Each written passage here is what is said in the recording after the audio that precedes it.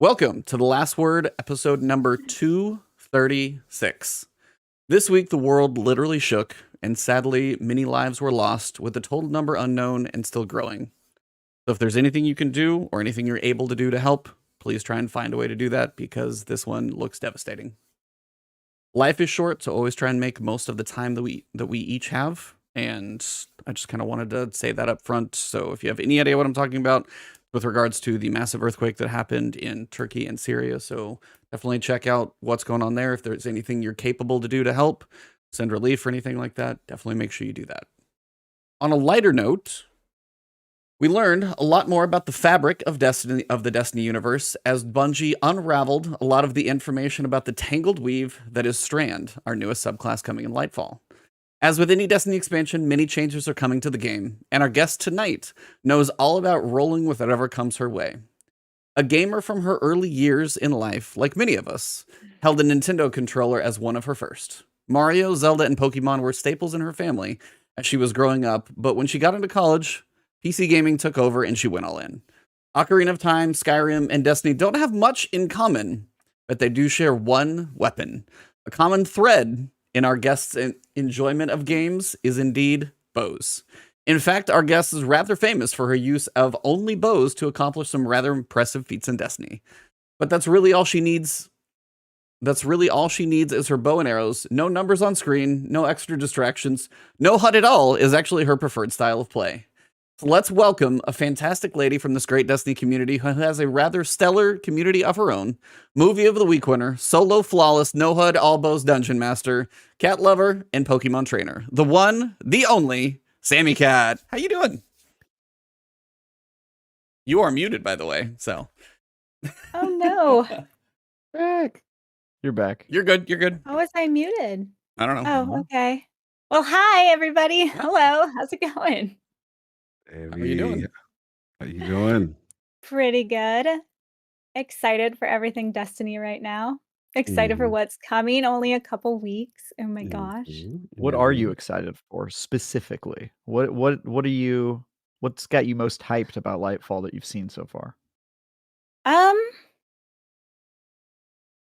Gosh, I'm excited. I want to know what the story is, what's coming. I'm really excited about that. Okay, everything I'm excited for, they haven't really showed us. I'm excited that the dodge will be better. I'm excited that we're going to get Strand Dragonfly. I'm excited just for the new fragments. Nice. I don't really fully know all about them, but I'm nervous about Strand because I don't think I'm going to be any good at it. I'll be Why honest. do you think that? Because I'm not good at flying through the air. Not that we've done that, but yeah, and ropes and throwing things, knives, daggers, like, give me a tether and I'm good. Maybe give me an arc staff, but what about a thread or a tangled web of this new universe we weave? Horrible, we'll I know. Yeah, I know. I'm curious. I'm interested. Yeah. So well, you're a hunter main, then I guess that answers that question. I am a void hunter main. Very much so. It actually worked out very well because your joy of doing these challenges, which we'll get to in a little bit, there's really only one super you could have gone with, so it kind of worked out that you actually had that one in your bag already. Did that make it like a thing when you were kind of thinking through, you're like, I like bows.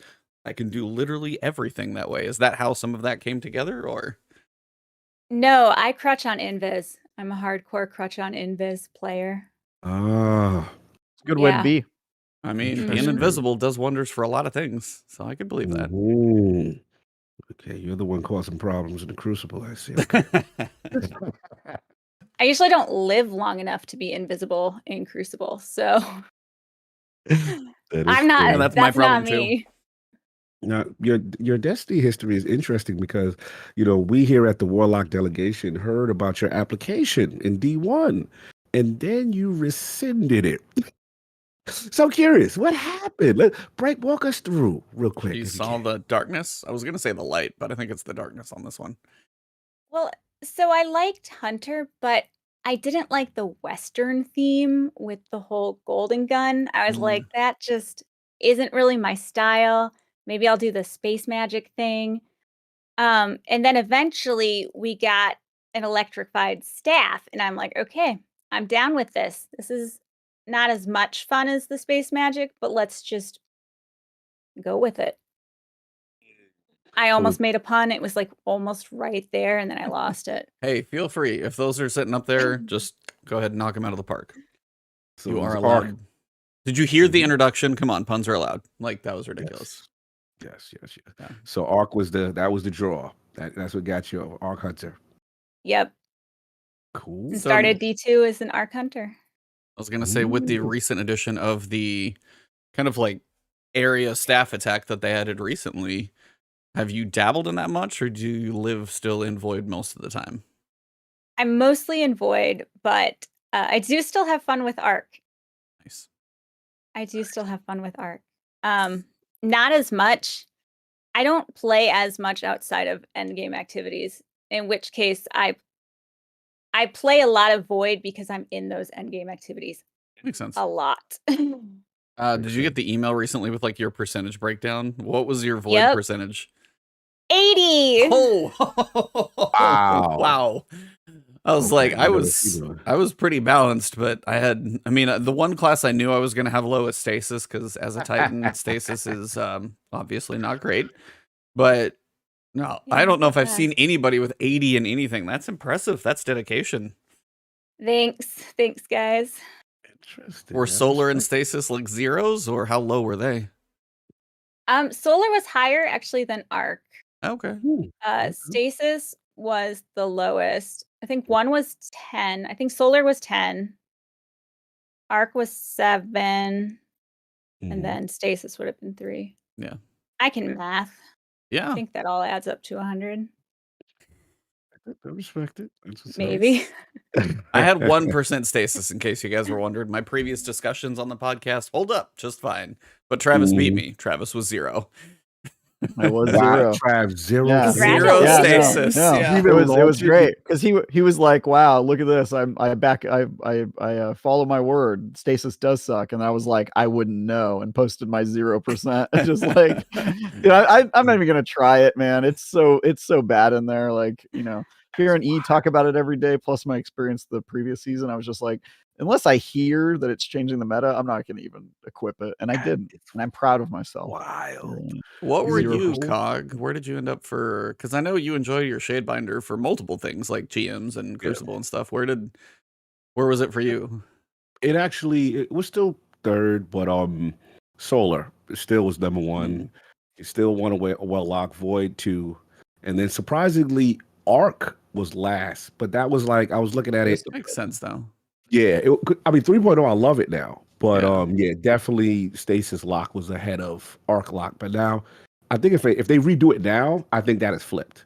I've been really playing Arc Lock a lot. So I just did it in solidarity of the people that still haven't bought Beyond Light, because that content really should be Yeah, unlocked for everyone. exactly. And yeah, that's really what it was about, guys. He's like, I'm just trying to see what the experience is like if you haven't purchased Right. Beyond Light yet. So You get it. yeah, totally. Yep. I did Most want of to. my stasis was still trying to unlock the grenade and the aspects and the fragments on my Titan. Still grinding that. So, I've got everything else, just Titan. No, I mean, that's fair. That's fair. I mean, I will say when I went back on my other classes, it was much later. Because I did it on my first, and I was like, I have to go through all this. At least you don't have to do the fragments, but the aspects you have to go through on that, like, kind of double weekly rotation or whatever it is. Which we got confirmation we're not going to have to do that for Strand. Oh, okay. There is. Okay, so Thank I wasn't sure if goodness. they had said that publicly. So Yep. what do you guys know about this? Because I'm interested. About Strand, or just the fact that we can About unlock the way that you unlock Strand. All they said specifically is the fact that we're not going to have to do like that. And it seemed like a lot of it would be unlocked before the end of the campaign, or like around the end of the campaign kind of thing. That's the gist of what I read. I don't know exactly where the quote is for it. I can look. Yeah, I wonder if they also. I don't.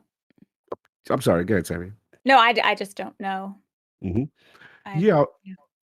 Yeah, I'm wondering. I'm wondering if they kind of do what they did with, like, sometimes like after the raid, something else will unlock, kind of a deal. Maybe there's like a couple of base ones. fragments or something that come later. Yeah. Curious. Yeah, that's the general idea. Yeah, it's something along those lines. I remember reading it. I don't know specifically, but it sounded like in the campaign we were going to get most of the gist of it. It sounded like. And from the trailer we got, which started and kind of kicked off our week in style, Osiris will be the one kind of introducing us to Strand. So, Cog, how excited about this are you? I gotta ask. Yeah, I was very excited. I was very excited. This the dream come true. Big Osiris fan. So obviously the results of Witch Queen left me scarred. Didn't think there was much left for the homie to see what was gonna happen.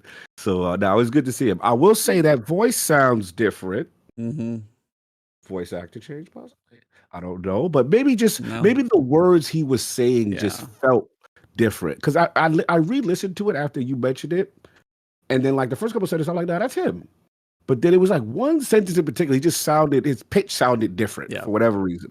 But no, it was good. I have to see, obviously he's instructing us how to utilize it, but I'd like to know if he himself is using that. That's what I would like to know. If he has embraced the darkness. Yes. I mean, hey, he had that Nest Cafe, it might be a new day for him, you know what I mean? On the darkness train. Yeah.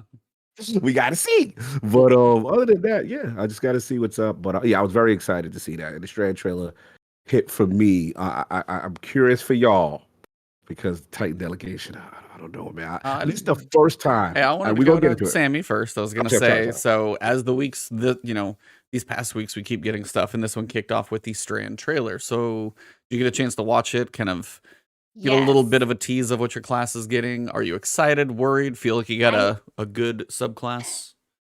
I'm excited for it. I am very excited for it. The trailer was a lot. It honestly was a lot to take in. So I went somewhat frame by frame on some of it, trying to figure out, okay, what part is the super, what part's the ability, what part is the grapple, like all of those different verbs that they gave us in the Strand article. It was a lot. So I am excited. I'm excited to see how it all plays together because they just kind of threw a whole bunch of green at us. That's fair. That's pretty much totally what fair. They did. I mean, you're just watching the trailer. You're like, all right, you guys like green. I get it. Yeah, I mean, it's just a lot. I know that's probably not the best explanation. It's a lot to unpack when you see melee, grenades, kind of shown from other classes. You got your super, but I think only part of it was shown. What are your feelings on kind of the rope dart? From what you've seen, what you've read? I like it. You like the concept? I do. I like the concept quite a bit. It's different. It's different than you would. It's not something you wouldn't expect from a hunter, but at the same time, I don't know if it actually fits into any other or is similar to any other super or activity. I think that one's I was probably trying to the most unique. I think out of all of them, for sure. I'm interested to see how it's going to be since, you throw the rope out, comes back, all of those different things, just catching it, how it all works together, just mechanically, physically. I'm interested to see how that's going to function. I'm kind of curious now as I think through it. I'm wondering what your range, because the light attack is like the straight throw. And I'm wondering what kind of range that has, because I mean, something like Golden Gun is damn near unlimited. And then, Blade Barrage, you can kind of throw it as far as it will probably go. I'm wondering how far that rope, I'm wondering if that is actually like an odd limitation, but you're able to like throw it frequently. Because I'm curious to see the timing of it all. Yeah. Because I know sometimes with Mobius Quiver, you are stuck in the animation and you can just get hit out of the air. So when you're throwing this and, the dart is away from you, how vulnerable are you? Can you pull it back sooner? When you do a heavy attack, how vulnerable are you during that time? Can you get hit from behind? Like, where is this attack? Where are you vulnerable?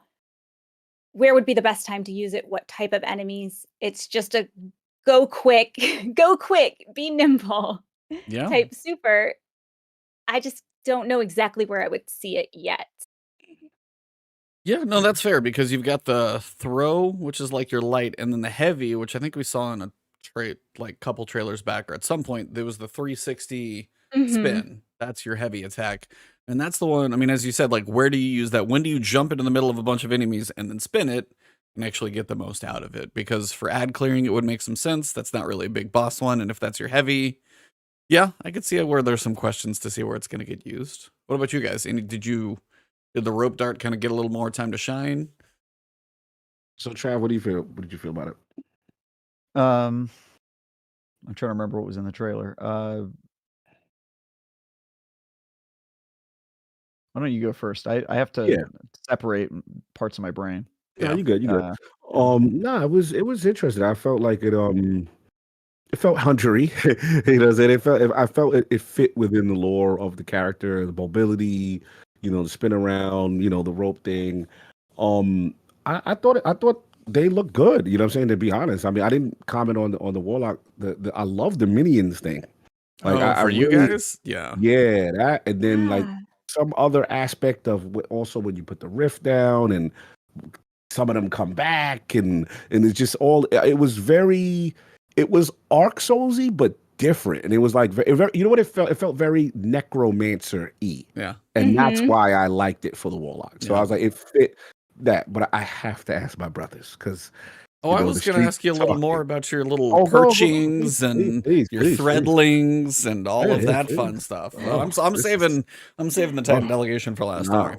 Warlock delegation, we are clapping. This is like all us. We read. I haven't seen too many people upset in the Warlock world. No, but like the idea is for you. Specifically Warlocks. If there's anything you do that creates threadlings, you can throw a grenade that spawns 3. If there's only one enemy to attack, 2 of them are going to come back and perch on your shoulder. You've also got the ability to absorb your grenade. Yeah, you've got a little buddy, your little parrot up here, just hanging out. I'm so jealous. Yeah.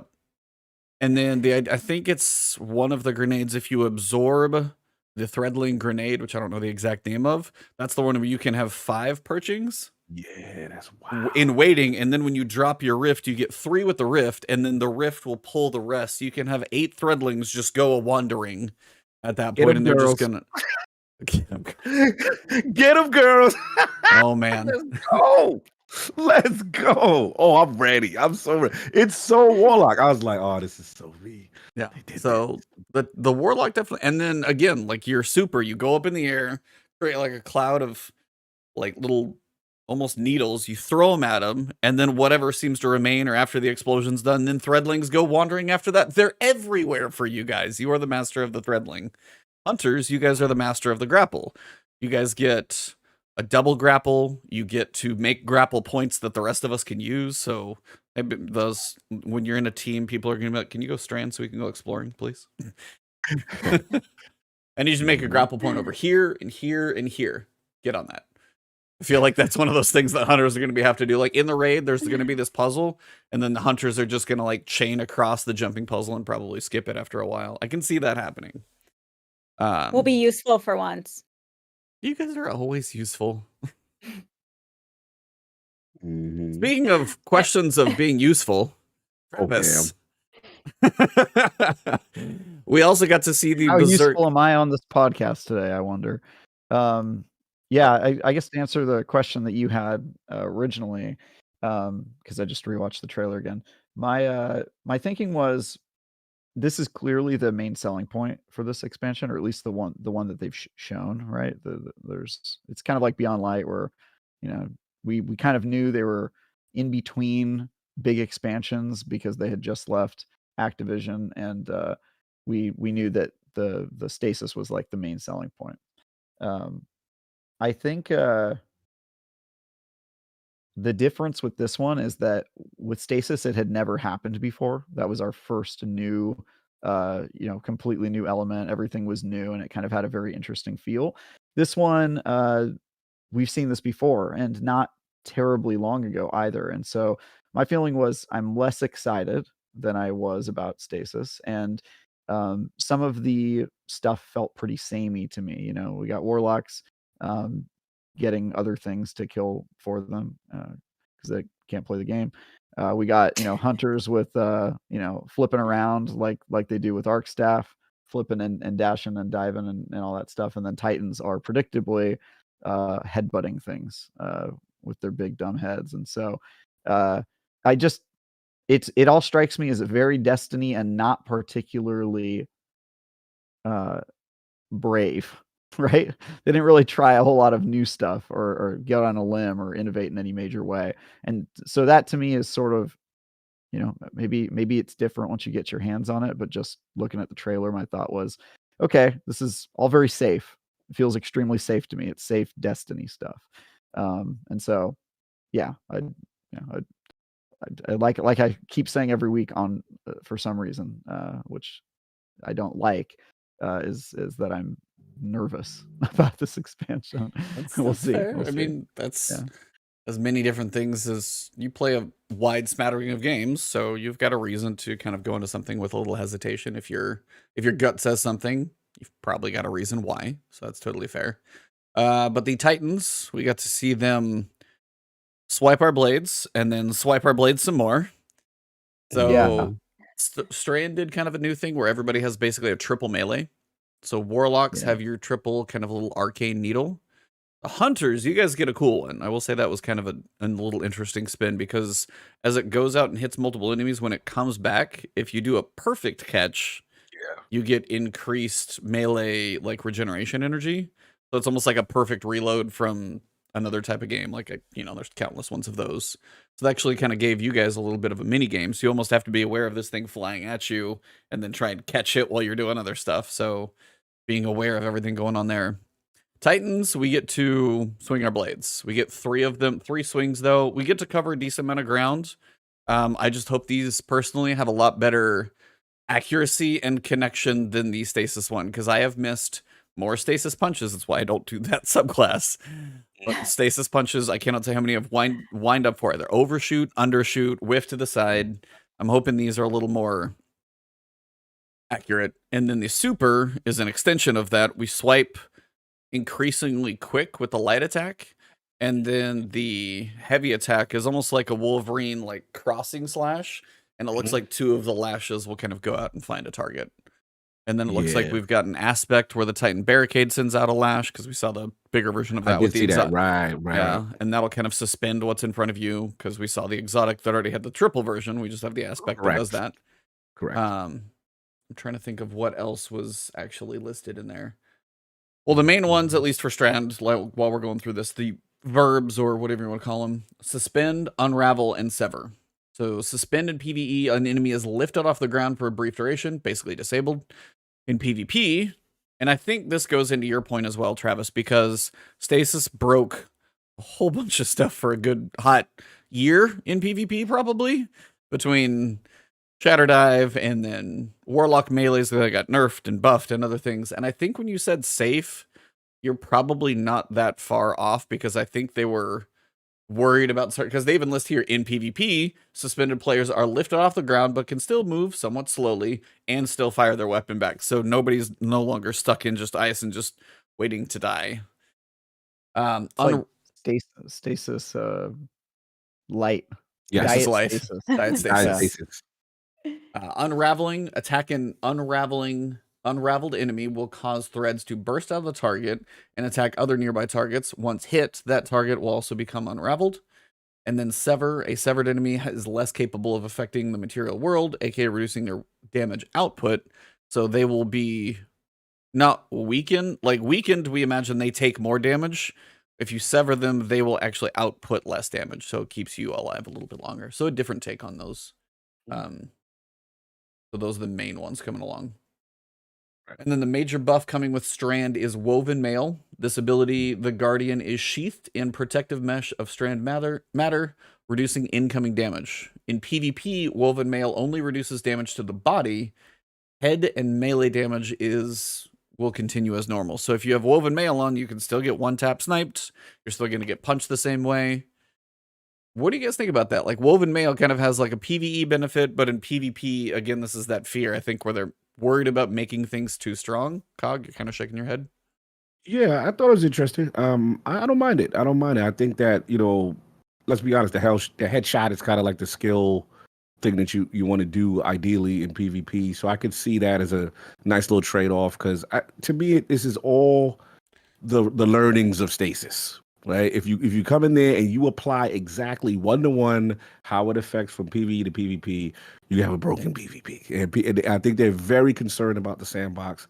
I'm actually okay with this. I'm okay with the Woven Mail. I was going to ask you, E, about the doesn't the Titan have any effect with the Woven Mail? Do they lean into it a little bit as far as like we've got armor into the stuff? fray one of our aspects. Destroying a tangle weaves Woven Mail onto the Titan and nearby allies. In addition to reducing damage, this aspect also increases the Titan's melee energy regeneration while wearing Woven Mail.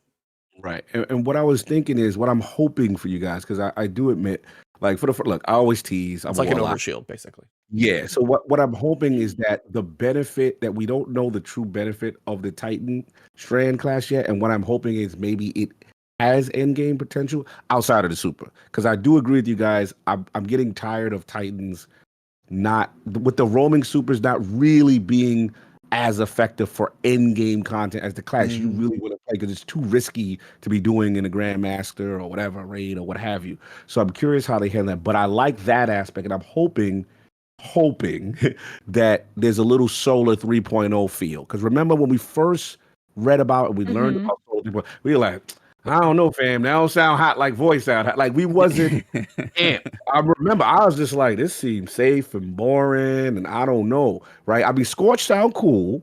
So all I'm hoping is that at least, especially for the Titan, because I've seen the Titan delegation is upset. Like, I remember you and Trav were upset.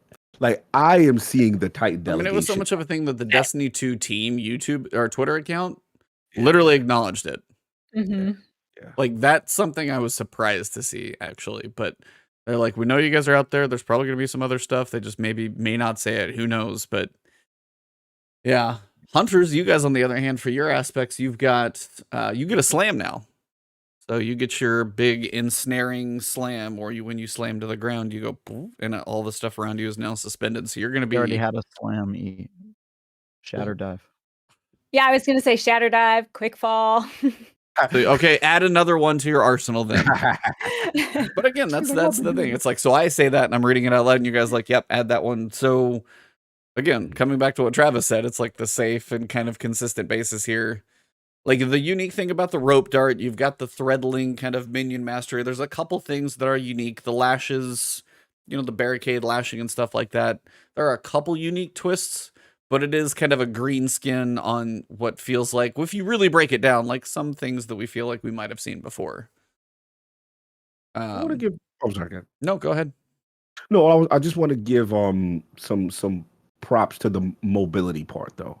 I'm very curious to see how that implements.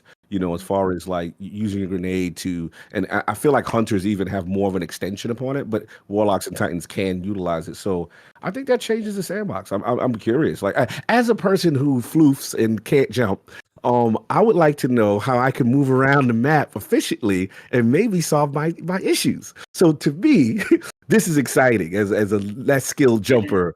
And here's floofer the question. Are you going to use the grapple as your grenade, or are you going to want a threadling grenade to be able to take advantage of that more? Because you're the minion guy. Yeah, I am the minion guy, but for all raids and jumping puzzles, I will be switching to Strand. Thank you. That's probably, I believe that 100%. Yes, and thank you. Yes, thank you, Bungie, for accommodating my accessibility for warlocks. I love this. This is great. This is great. Skill accessibility, really important. I don't play Warlock because I can't jump. That's the only reason I don't play Warlock is I can't jump anywhere. And I forget that I'm a hunter, or that I'm not a hunter, and I try to dodge, and it's just a thing. But the jumping is terrible. Thank you. The falling is terrible. Thank you. It's true. Titans have the best PvE jump. Hunters have the best PvP jump. Yes. Warlocks, lost souls. Warlocks have the safest landing, which actually will be less of a thing coming up. But yeah, thank you for reduced fall damage. Yeah, yes, we'll get there. Floof down is great. Now floof up. So, before I kind of go into like the grapple piece, I do want to talk about that a little bit and what the hunter's going to be able to do. I want to see you guys in the trailer. When you watch the trailer, you're like, okay, we got a whole lot of green Strand going on. You're seeing Cabal, you're seeing Vex. I know we got the Neo Muna as like the backdrop, which I'm still curious the size of the destination. We've kind of wondered about that one. Where are you with regards to, and I'm not trying to be mean to Bungie here, but I'm like Cabal with a different paint job and Vex. Where are you guys at with regards to, hey, we're going to be in a new destination, but similar looking enemies? The Shadow Legion might have some variation to them. Hopefully they have some different attacks and stuff. But where are you guys at with what we're facing? Yeah, I really would. I mean, surprise! Travis wants more from Destiny. I'm honestly, I would have traded Strand for a new enemy faction. A lot. Ooh. Like if that's where they put their. Obviously, I'm sure enemy factions are much more difficult. Otherwise, they would have done it already. I'm sure that's true. But you know, like if they had put their time and effort into that, I think that would have mixed up the Destiny sandbox a lot more, because we haven't gotten one since the Taken King, which was a year after Destiny came out, and it feels like we're due for one. You know, maybe we'll get that with the final shape, but I think it's safe to say that all we're getting with this is one new mob, which I'm happy with about. I'm glad that it seems like every expansion, their goal is to get one new enemy type into the sandbox. Yeah. You know, they added the Tormentor, chicken walkers. Yeah, Yeah, chicken we got walkers. the tormentor coming. So they've been adding mobs here and there, which is great. But I would love it if they could find a way to do that, because it feels like with the darkness coming, it would be weird if we were just facing the same enemies we've been fighting for 10 years. It just feels that way to me. So yeah, I definitely think that we're due for one, and I think it is the single thing. I mean, to me, that's why the Taken King was the best expansion, because fighting the Taken changed everything about Destiny. They were all different enemies, that different vibe. It just felt like a new threat was here. And with the exception of reskins, that it doesn't feel like that's happened in a while. So yeah. So I was gonna ask you guys, as we're kind of talking about enemy types, what are one or two enemies that is your least favorite to face? Sammy, I want to ask you first. Champion? Specific or type, just general? I mean, yeah, you can go specific. You can say like Taken Captain, or you can just say, whatever. Vex Goblin. Ooh, interesting. Because you can't hit their crit spot. Yes, I got you. Thank you. Thank you. I know exactly what you mean, especially with a bow. Oh, it just drives me insane. I get, yeah, because the little thing in there, and then if you hit them wrong, then they crouch down, and you gotta just like wait. I know. I have no patience for them. They drive me insane. I'm so glad. I'm all worked up now. No, that's as soon as you said it, I'm like, there's only one reason for this, so I got a call. That's kind of amazing. You got one other? I'm so worked up. Not right now. Okay, fair enough. Cog, what about you? Give me one of those enemies that you just can't stand looking at. Love-hate relationship with the Scorn. I like that they're new, but they were a little oppressive with the sniping. Remember when they used to get you from the back? And then like I like that they added, what is it, the almost like a stasis slow for the, like their mobs are really annoying because they got one chieftains. The chieftains will mess you up in a bunch of different ways. All of a sudden you're on fire. You're like tractor beamed. They're immune. Ones. Yeah, I'm like, I love it though because it does challenge you, but they are like they could be really painful. Like they could be annoying. I remember what's the one? What's the raid like Pinnacle mission? Preservation. Yeah, like they're in there. Yeah, especially that last where you got to fight the three main kind of captains, and then there's all the rushers with the little slow chain thing. Oh yeah, they can really get annoying. So yeah, but again, it's fun, it's challenging. So that's my love-hate. What you got, Travis? What about you? I totally forgot about the Scorn, by the way. That did get added in Forsaken. Yeah. Which maybe is not a good sign for the Scorn and their impact on the game. Anyway, so I don't know. For me, like when I fight Scorn, I'm like, yeah, these are just fallen, right? I don't know. Anyway, they kind of just remind me of them. There's zombie fallen. Probably very breaking. That is fair. That is fair. I will count Scorn as a different mob type because they behave differently. It's a different type of enemy. My least favorite mob type is Curious. those mines that slow you down. If I could delete anything from the game, I would delete that. I would immediately right, just though. delete Yes. that. Oh, Right, straight up. that's a Go good one. away. That's a good one. That's a good Hate 'em. one. Oh man, 'em. because if you see it popping up, but you're busy fighting something, you're let's say like I want to shoot it, and then it goes Yep. boom, and you're like, oh. Even if I'm not, dude, I like why is it when I'm going through a level, I have to stop and play a game of Minesweeper? Like every every goddamn room is that. It just really bothers me. They could delete that from the game, and I think it would make the game better if they just deleted it. That's Ice Battleground, that moon Yes. mission. I was Oh. like, we are matchmaking with blueberries.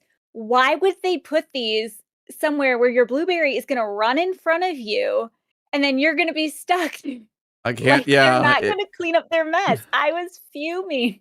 Oh, if you're not the first one down a hallway or whatever, and somebody's Yeah. booking it, you just have a wall of and you're just like, I'm just gonna go grab some water. I'll wait for these things to die down. I'll Yeah. come back. You know what I call it in Mhm. my fire team? I call it mine crop dusting. That's what it feels like. You ever get crop dusted? That's what your friends are doing to you, man. They just set off mines and leave you Oh. in the fog. Yeah. Oh man. I was gonna I say, love shooting them though. yeah, it's pretty nice cool. if you can pick them off before you're like, yes, small victories. Mhm. The two Yeah, of yeah. mine, one probably for the longest time until I kind of figured a little more of a way to handle them. The chickens, the wyverns. Yeah. Because one, it's very inconsistent what it takes to have their crit spot even show up. Yes. Good. You can like smash them with a grenade, that'll kind of do it. Sometimes you don't hit them enough. You can hit them with primary all day, doesn't do anything. Now, typically if they're like red bars, you can get them 50% and finish them. That's not as big of a deal in something like burning through a lost sector or something. But if they have any type of chunky or health situation on a wyvern, then yeah, they are just an absolute royal pain. So those, and then honorable mention, because somebody said it in chat, is the Cabal drop pod that has Yes, killed us I was all thinking- more than probably Bro. almost anything else in the game. Outside of the architects, but the Cabal drop pods, which were made by the architects. Yeah, Farnsworth, we love you. We Yeah. had you on, but we hate you. You said you are responsible Yeah. for creating the drop pod. And like they're magnets to my head. Like I literally always get hit by that thing, man. So annoying. Yeah, Brigs are not that big of a threat. Somebody mentioned them in chat. I was thinking like Brigs were an addition. They can. But they were beyond light. Like I said, the Yes. past couple of years they've been adding one every One, year. So yeah. it's Yeah, like we got the Briggs, chicken walkers, Chicken and now walkers. tormentors. and the Lucent Hive working on their own thing. So Mhm. maybe we'll get what Tormentors, and then maybe the Shadow Legion have like one extra guy. I don't know yet, but we'll see. Everybody seems to think from one screenshot that there is an extra minion somewhere in Lightfall, that there's something kind of bigger than a chicken, but not. I don't know if it's a mini boss, but The again, Tormentor? something other than the Tormentor. There Raid might be, type Really? yeah, there might be another enemy type or mini Ooh. boss, or we'll see. Okay. Mini Screebs That'll be also probably a fun. royal pain from the especially if it was what, Graves. the mini Screebs Oh, especially. yeah, it's scoring, man. I'm telling you, the Mini score. Screebs? Are Yeah, there they- They're mini a pain. They The were creepy in crawler- the Grandmaster of I can't even remember the name of the strike. It had dropped Mindbender's Ambition. Everybody hated farming it. Screeb champions? Yeah. Green champion. I'm done. The flood. Yeah. It's just we're falling down the rabbit hole. Grapple Mhm. though. Nice thing about grapple, even saw a question on Twitter about it. Hollowed Lair, thank you. Grapple, we are going to be able to grapple once, it sounds like anywhere in the world, just like out of thin air, you're going to be able to grapple once and pull yourself. Now, we also figured out from the trailer and other things, if you pick up a tangle and chunk it, you can grapple to the tangle and follow your basically bomb that you threw. You can follow it with it. You can actually grapple to the tangle, which will recharge your grapple. And then you can follow the tangle on, and then you could go slam. Like the way they describe, there's one, I'll read it here because just the way this reads, in theory, it sounds like it's fun, but they also describe the subclass as one that is high actions per minute. Actions per minute is from like strategy games, like real-time strats, like StarCraft and other things. The more you can do, the more efficient, obviously, you're going to be. So they basically state, I think it's Eric Smith saying this one, he's like, I defeat an enemy with my melee ability, and they unwind into a tangle. I grapple onto the tangle, which refunds my grapple. I snatch the tangle out of midair. I then hurl the tangle at a group of enemies in the distance, grappling onto the tangle again while it flies, pulling me through the air behind it. As the tangle nears the group, I slam down out of my grapple to suspend a lone enemy who went off from the group as the tangle lands on a group of enemies and explodes. So in theory, by reading that, there is some fun combinations of stuff that we're going to be able to do. But also for somebody like Sammy, when you're in a Grandmaster, are you really going to be able to do something like that when you're worried about like peeking out slightly at all when you're in like the tough spot moment? So like Strand, I wonder, might actually be very fun in your mid-level activities, like our seasonal activities and your strikes and your basic Nightfalls. But if you go into a GM flying around that much, I feel like you are going to die. So again, we'll have to see more of how it goes. But the grapple, the hunter, as we said, the hunter gets a bonus of Widow Silk. This aspect grants an additional grenade charge, so you get 2. The hunter's grapple ability provides a persistent grapple tangle when it latches. So you're going to throw it, and it's going to make a permanent one. And that fully refunds your grenade energy, so you're still going to have 2 left over. Hunters can use this ability to set up a chain of grapple points that their entire team can use, greatly enhancing their ability to quickly move around in a combat environment. So I think you guys, if there's anywhere somebody needs to go quickly, like if there's a raid mechanic and you need to go somewhere, I think you're going to be the one who gets nominated. So I hope you're ready to be like, yo, go grapple down that hallway and grab that thing and come back because you can do it the fastest, which in theory is actually cool if you get that much mobility. Do you guys think they would set up, whether it's a strike, seasonal activity, raid, any type of mechanic where you almost need that to happen? I'm getting a giant. Think so. Okay, I'm getting very differing opinions. Cog had the big head shake, and then I'll get the counter. Cog, why do you think so? I think they like to showcase it. It's because the way I look at it, part of me feels like not that it's game breaking, but I feel like there's gonna be, if we use Strand mobility in older content, right, it will be very advantageous. So there's a part of me that feels that they're going to have, I don't want to call them like parkour sections or something like that, where they want to kind of showcase it. And maybe it's a dungeon, maybe it's a strike, maybe it's a raid. But I'm curious what Sammy feels, because it seems like she's on the other side of it. And I'm curious, like, if she think like maybe that's too restrictive, they won't put us in that situation.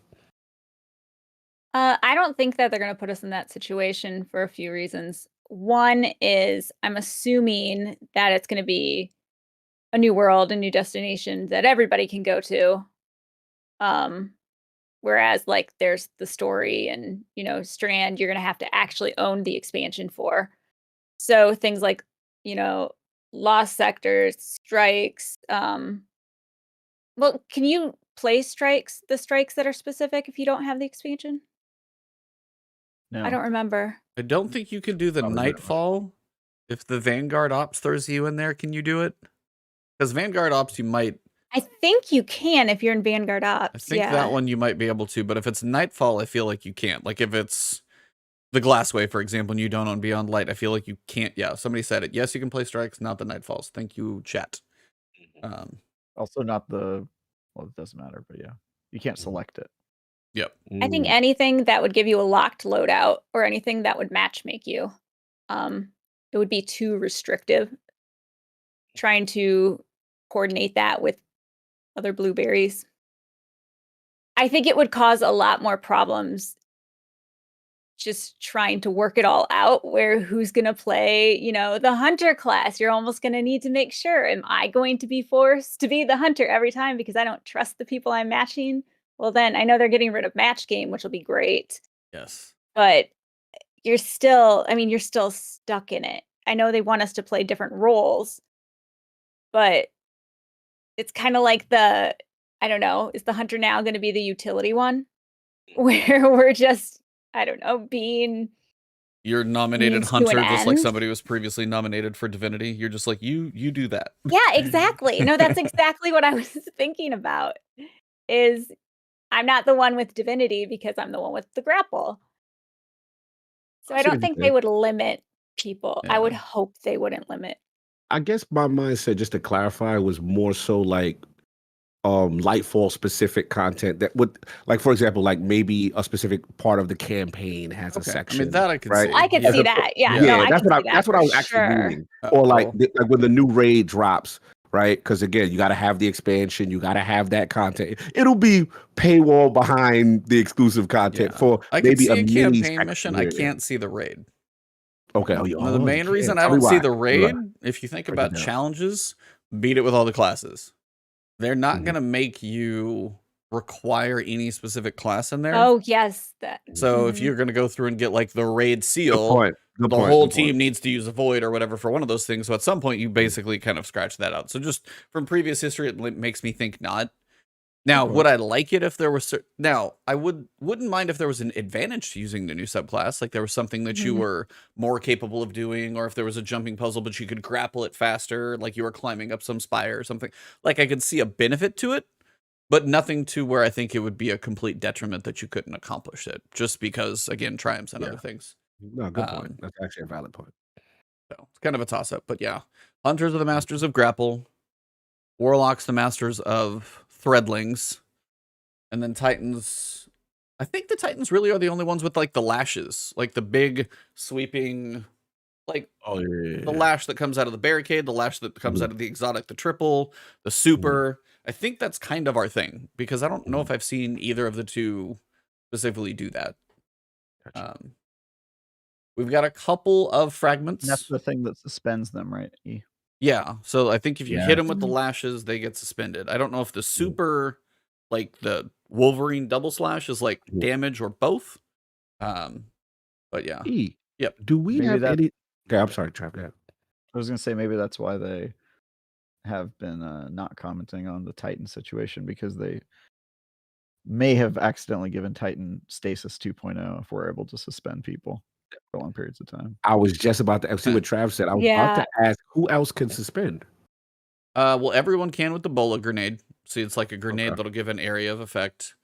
Mhm. You warlocks can, if you absorb the bola grenade, then your Mhm. ammo turns into on kill little area of suspension effect.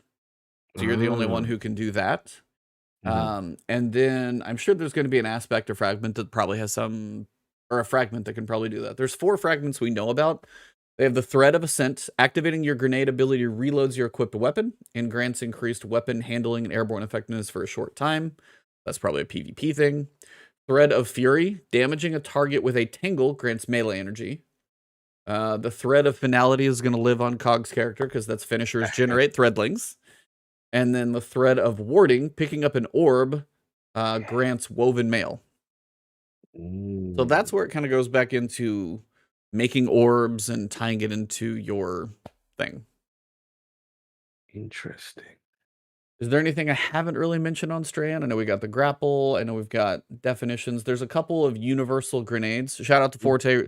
Shout out to the super chats real quick. I've had a couple of them real fast. MRI Gamer, Bow Lady. That was literally the super chat. So, Bow Lady, thank you for the $2 super chat. Necromancer Zale, welcome back, Travis. Glad to have you, Travis. Glad you're back. And then Forte just recently. I love it. Back to the days of needing a hunter to beat Crota. Us hunters might be more useful in PvE. So you got some love. You got some hunter love in there. Forte, of course, holding it down. Yeah. Oh, that's looking good. Yeah, hunter's not doing I too told bad. we won't be useless in Yeah. a raid anymore. You'll need us for something. We need you. No. And you're like, we already oh. started needing you after they nerfed Which one? the bitch beam. Oh, yeah, Divinity. Divinity. I was trying not to say that term, but I know what you're saying.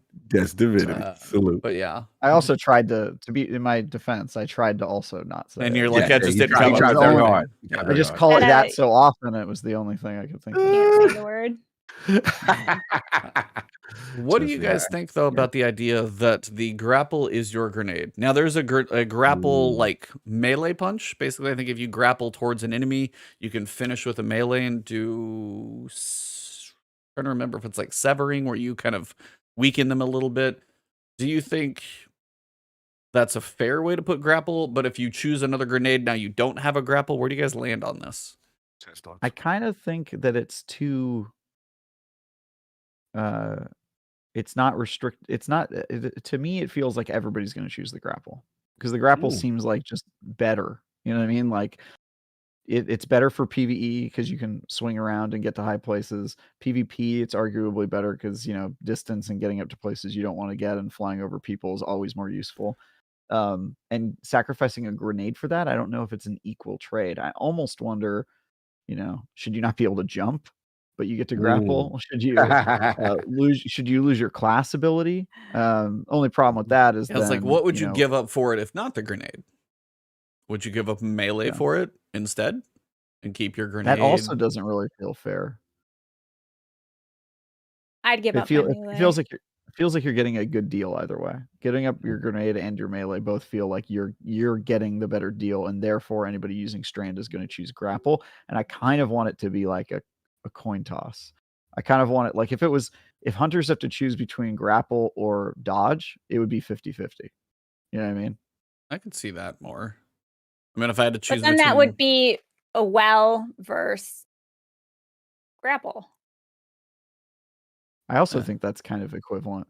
The only problem with that strategy, the reason I don't like that solution, is because then if ever the people who do choose grapple, then there's no difference between the classes. You know, the warlocks and the hunters are kind of identical. I think a couple people in chat are especially with them onto it. Actually, they're saying in hard PVE content or map map dependent, some may use the grapple to more advantage.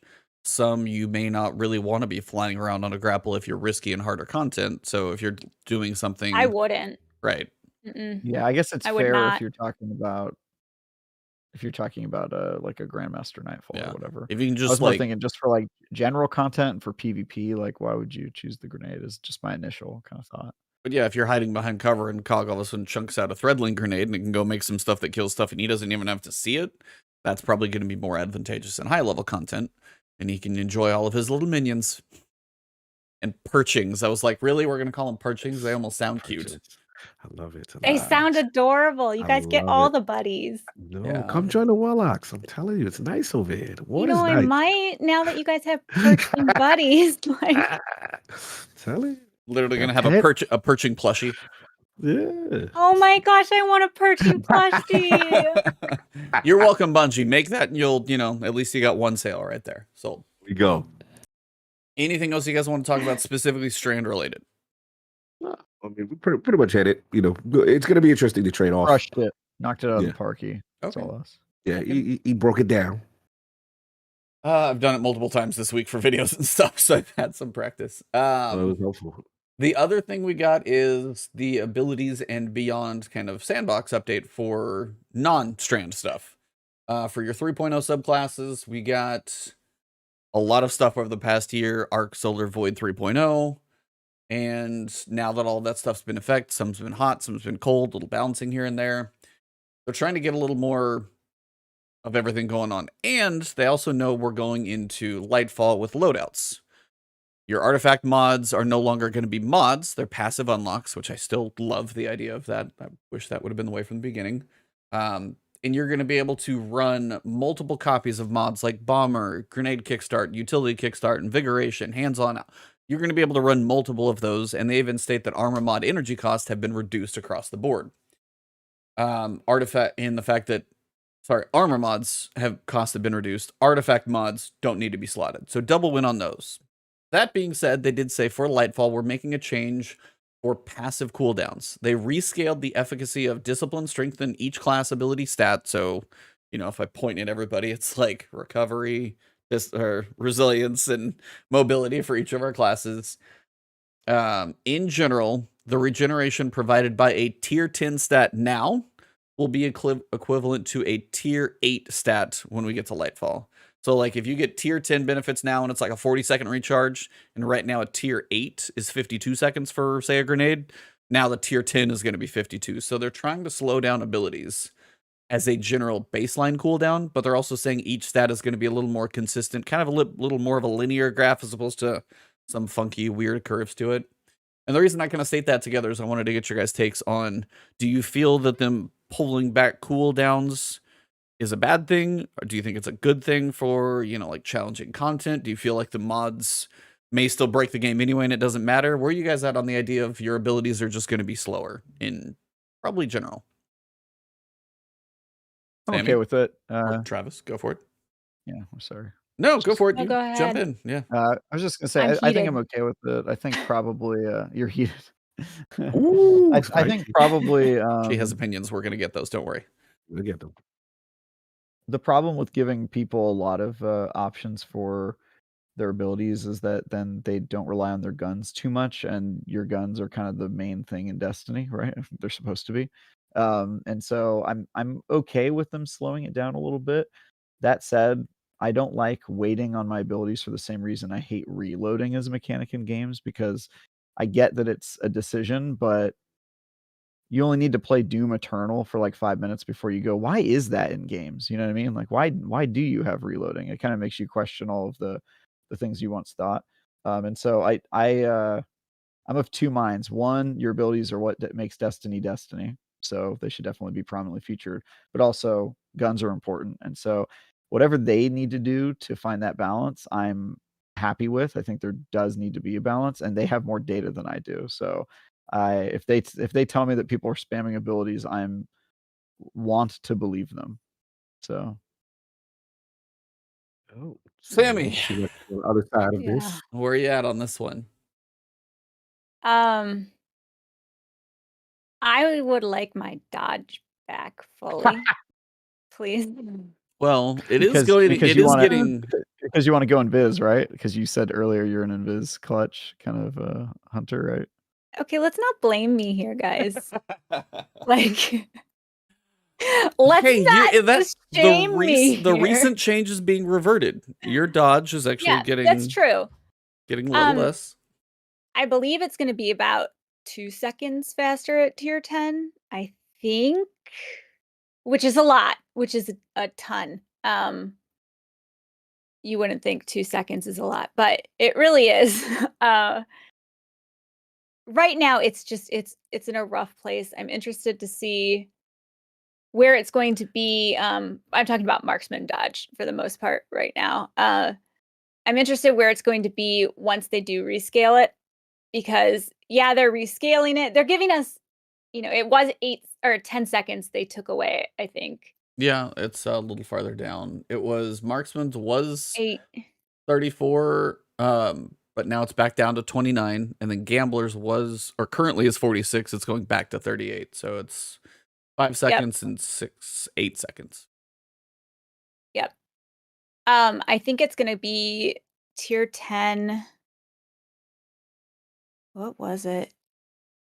I don't remember. Right now at tier 10, Gamblers is, I think, 23 seconds, which is rough because however you spin it, basically. I can't stay invis for as long as I would like Indefinitely. to. Indefinitely for permanent. Forever. Or and I'm talking about with Graviton Forfeit, with 6th Coyote, with additional mods on there to help up my dodge, refresh my my class ability, even lower the cooldown, like all of that right now. It's hard where it's at. So I'm glad that they are going to be reverting that change, but rescaling it, it's kind of like, okay, how much do I actually get back? Yeah. And I think for hunters, class ability is a lot. I mean, it is a ton for hunters for what we do, Yeah. especially melee. Melee is a huge thing, especially on Void. Melee is a massive thing. I would say on Arc, especially with Combination Blow. Class ability to get that melee back is a big thing. I think that there should be more changes in cool. I think they should just have it where it is now. Just give it to us where it is now, please. Sammy, Because you should change your Twitch name to Mrs. Fantastic. Mm-hmm. why? I guess you haven't seen Fantastic Four? That's the invisible Fantastic woman. Four. She's the one who goes invisible. Yeah. Yeah, It's Invisible perfect. Woman. Oh, Mm-hmm. Anyway, that was sorry. a while ago. Sorry. That's good. It's okay. So do you think though, I was going to ask you though, because I mean, if you run, and I was going to ask you a different question for your solo content here in a second, but if you're running stuff solo right now, it's advantageous to run, say, like Weekend Clear, even though you probably don't because you always run bows, but you still might run solo operative or something like that if you're running, if you're building into invisibility and the fact that you don't need any artifact mods on there. You can do utility kickstart, so you can get your class ability back. You could do melee kickstart. You can do outreach, invigoration, innervation. You can kind of really build into that a little more And I'm wondering, do you think the loadouts, maybe slotting in multiple of those, will be able to make up the difference of the scaling? Do you think there's enough space in the loadouts to do that? I'm curious. I think that there is, being that we don't have to worry about slotting artifact mods. Right now, with my corrupted GM run, I'm having an issue with where to put things. So I'm very out of my comfort zone. I have absolutely nothing that helps my cooldown. So I'm running around, actually counting out loud. Okay, I have my dodge. Okay, I have my melee. I have to go find an enemy to dodge near to get my melee back. Because I play without HUD, so I don't see it. It's even scarier to see how slow it is to recharge. But yeah. I don't know. Does anybody else? I can't really think that do anything right now. Interesting. What were you going to say, Travis? Does anybody what? Oh, I was gonna say, Oh, does sorry. anybody I else have a think that cat. maybe Oh, it's great. Shocking. Look Your at name is that. Sammy Cat. I would the never very have good guessed that. Sammy Cat. I That's love actually Want it. me a to Sammy Cat. move her? No. No. Okay. She gets a cameo. There's nothing wrong with that. Yeah. A cat meow. A cam meow. Oh, There you that's go. A good. cameo. Cameo. Got him. Yeah. I was gonna say, does anybody else think that maybe cooldown should be determined by how many people are in your fire team? Because to me, a That's solo interesting. cooldown feels like it should be faster than if you have 6 people that can all spam the same ability. Titans can just like pop wall after wall, you know what I mean? And Sorry, I'll move her. Oh, I love No, it. You're I good. love Yeah, it. it's hilarious. No, I Yeah, video. love it. This is It's the bonus for hilarious. the video show. That's the it's best part part. of Yeah. the show. We This just is get great. Unfortunately, Just get a nobody's cat gonna butt. listen to my point because there's a cat there. But Yeah, exactly. I'm sorry. I'm sorry. I kind of feel like it should be context sensitive based on how many people on your fire team are allied players that you're playing Feeling. with. So Yeah, that's pretty fair. That's I pretty mean, fair. that's somebody in chat said the solo operative mod, some form it needs to be permanent. And I think that's when the campaign is like on solo and you know how much damage it takes. 2 is still reasonable, but 3 gets kind of ridiculous. But in general, I think what Travis is saying is like when you're by yourself, you have to depend on so much more. Every single enemy in whatever arena you're in looks at you. So I do need a little bit more of, hey, I need a barricade more often. I need to go invisible more often. Let me have like a rift that lives there. Like, I mean, if you're trying to do things solo, it does feel like some of that stuff could scale. Now, granted, I don't know if Bungie's afraid of making solo more advantageous than the team play because the friend game is the end game, but I mean, the idea of a solo player having some benefit while they're by themselves, and then as soon as even with one other person, totally changes the game. Like solo versus even one other. So I mean, I would like to see something like that. The solo operative this season is a tease that I worry we're not going to see for a while because it's been nice to have the bonus be like, if you want to go run a dungeon, 15% more damage is waiting for you in a mod. Why not? And it's just kind of like I would like to see it. Yeah, I mean, I think it's necessary. I kind of lean with Travis in this one. I can only speak for the Warlock delegation because I feel like, since the 3.0 updates, I really feel powerful. I feel my uptimes are high. I feel like, I'm running arc. I can get things chained go pretty good. I feel like all of them have utility and it's really high uptime. So now that the mods are what I'm most excited about Lightfall is I feel like the sandbox is really changing. And now we're getting rid of the affinity. Oh, this is tied to void in order to have this, cooldown So happy reduction. that's going away. Oh I'm my so gosh, happy. me too. That so and now- match game both. Like those are huge. So for me, Lightfall excites me for quality of life.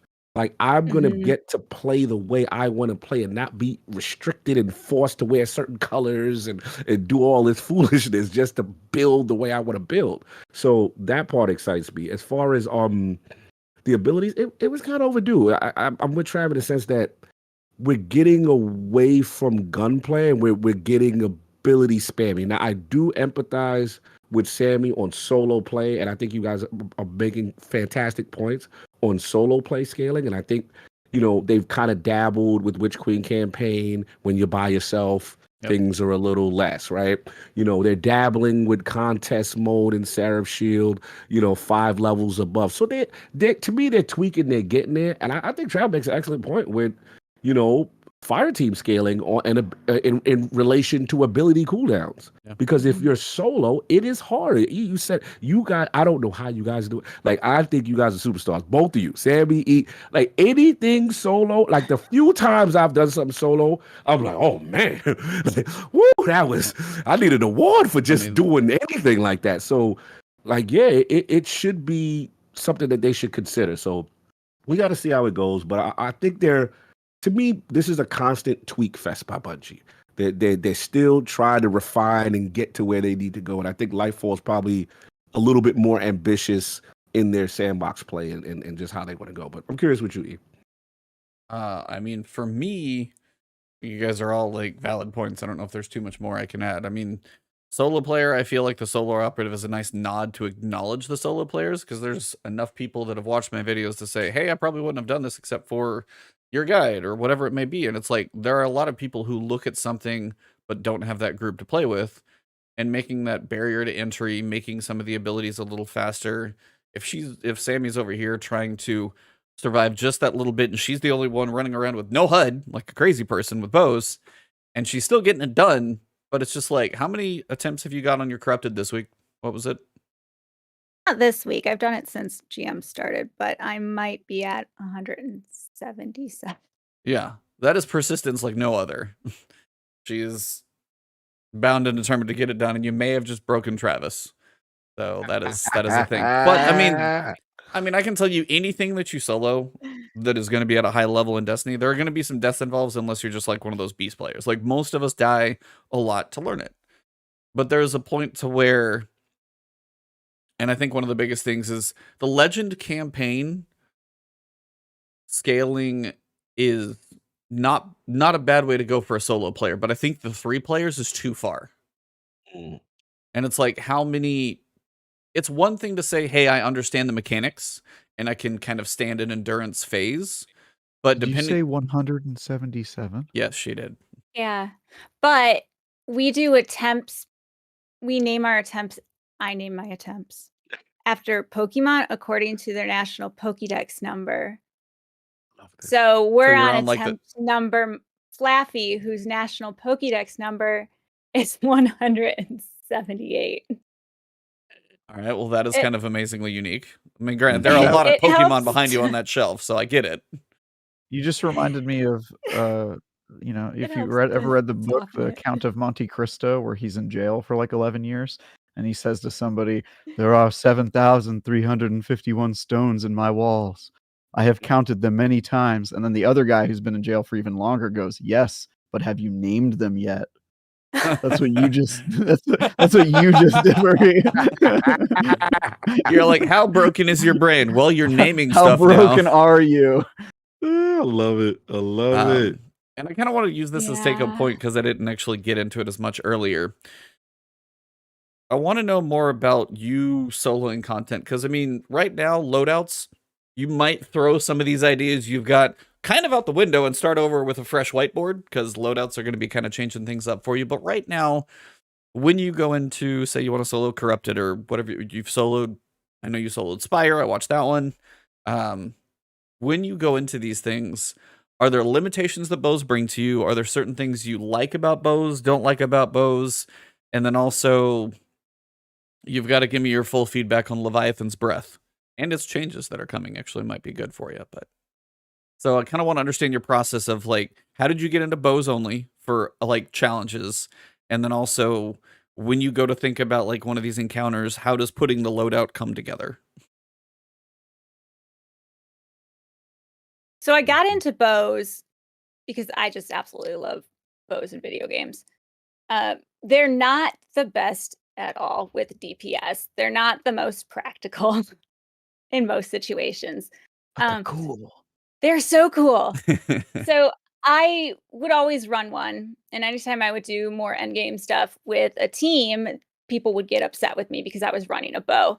So being who I am, decided that I would run 2 bows. If you don't like the one bow, I've got another one for you. I've got another one for you. And then Leviathan's Breath came along, and I was like, okay, well, people say that you can't do much at all with, one bow. Okay, 2 bows you can't do much with. Well, let's go ahead and do 3 bows. And I ended up doing Prophecy as my first real solo going through it, and my first solo flawless. And probably out of 150 people that were watching over the course of it, 4 people, including myself, 3 other people thought that I could actually complete it with all bows. Everybody else was like, no, it's not possible. And I did. And it was amazing because I was able to say, okay, with exception of those 3 other people, I proved you all wrong. You were wrong. You can do it with all bows. And I was hooked on it because it's not like, okay, I'm going to prove you guys all wrong. It's more of a, okay, I'm going to prove that bows can do it. So that's how I really got into endgame challenges, and they are the weapon that I'm best at, the weapon that I understand the most. Sorry about my cat. No, you have a lot of love in chat for the cat, so you're fine. Oh, wonderful. More love for that cat than anything we've ever said on the show. Yeah, the cat just won the entire show. Yes, Yeah. The campfire is now the cat. Just by being overly hairy. Apparently, people find that adorable. Now, here's a question. How, for Leviathan's Breath, is that like a love-hate relationship? Because it has to be in your heavy slot to do all bows, but it has the draw time of, I don't know. It's really, really long. I don't have a good metaphor right now. It has the draw time of a bath. That kind of works. I see what you did there. Where are you at with Where are you at with Leviathan's bow? Because that also limits you. You can't use Ticus, Trinity Ghoul, or anything else because you need a heavy bow, and that's the only one. So do you just sometimes look at Leviathan's Breath and be like, or are you kind of at peace with it now? I love it. I hands down love it. It's my child, my baby. Yes. Once you learn how to really use it and master it, it is so much fun. Powerful. It is so much fun. You can do so much with it also. I just last weekend completed a King's Fall. It was a trio King's Fall with all bows. And the people I was playing with didn't really use Leviathan's Breath, but they picked up on it pretty good. And they were just shocked about how much damage it can do. The fact that it will stagger. I mean, there's just so much you can do with it, and people don't realize it. You need to get the catalyst, though, because Archer's tempo is key. Yeah, huge. You're going to hate it until you get Archer's tempo on there, and then you just have to practice to hit your shots. So if you don't have the catalyst and you don't know how to hit your shots, you're not going to get a lot out of it. I know a lot of people that have not gotten to that point, and they just don't want to deal with it. Yeah. Once you get to that point, it's just easy to use. Nice. I'm glad you said that. I'm a fellow Leviathan's Breath Good. Yeah, I really, people sleep on it. And you I think you said it perfectly. Once you get the catalyst, it really opens up also the stagger, the explosions, the intrinsic unstoppable. There's so much going for, and then now we're supposed to get another, a buff to it.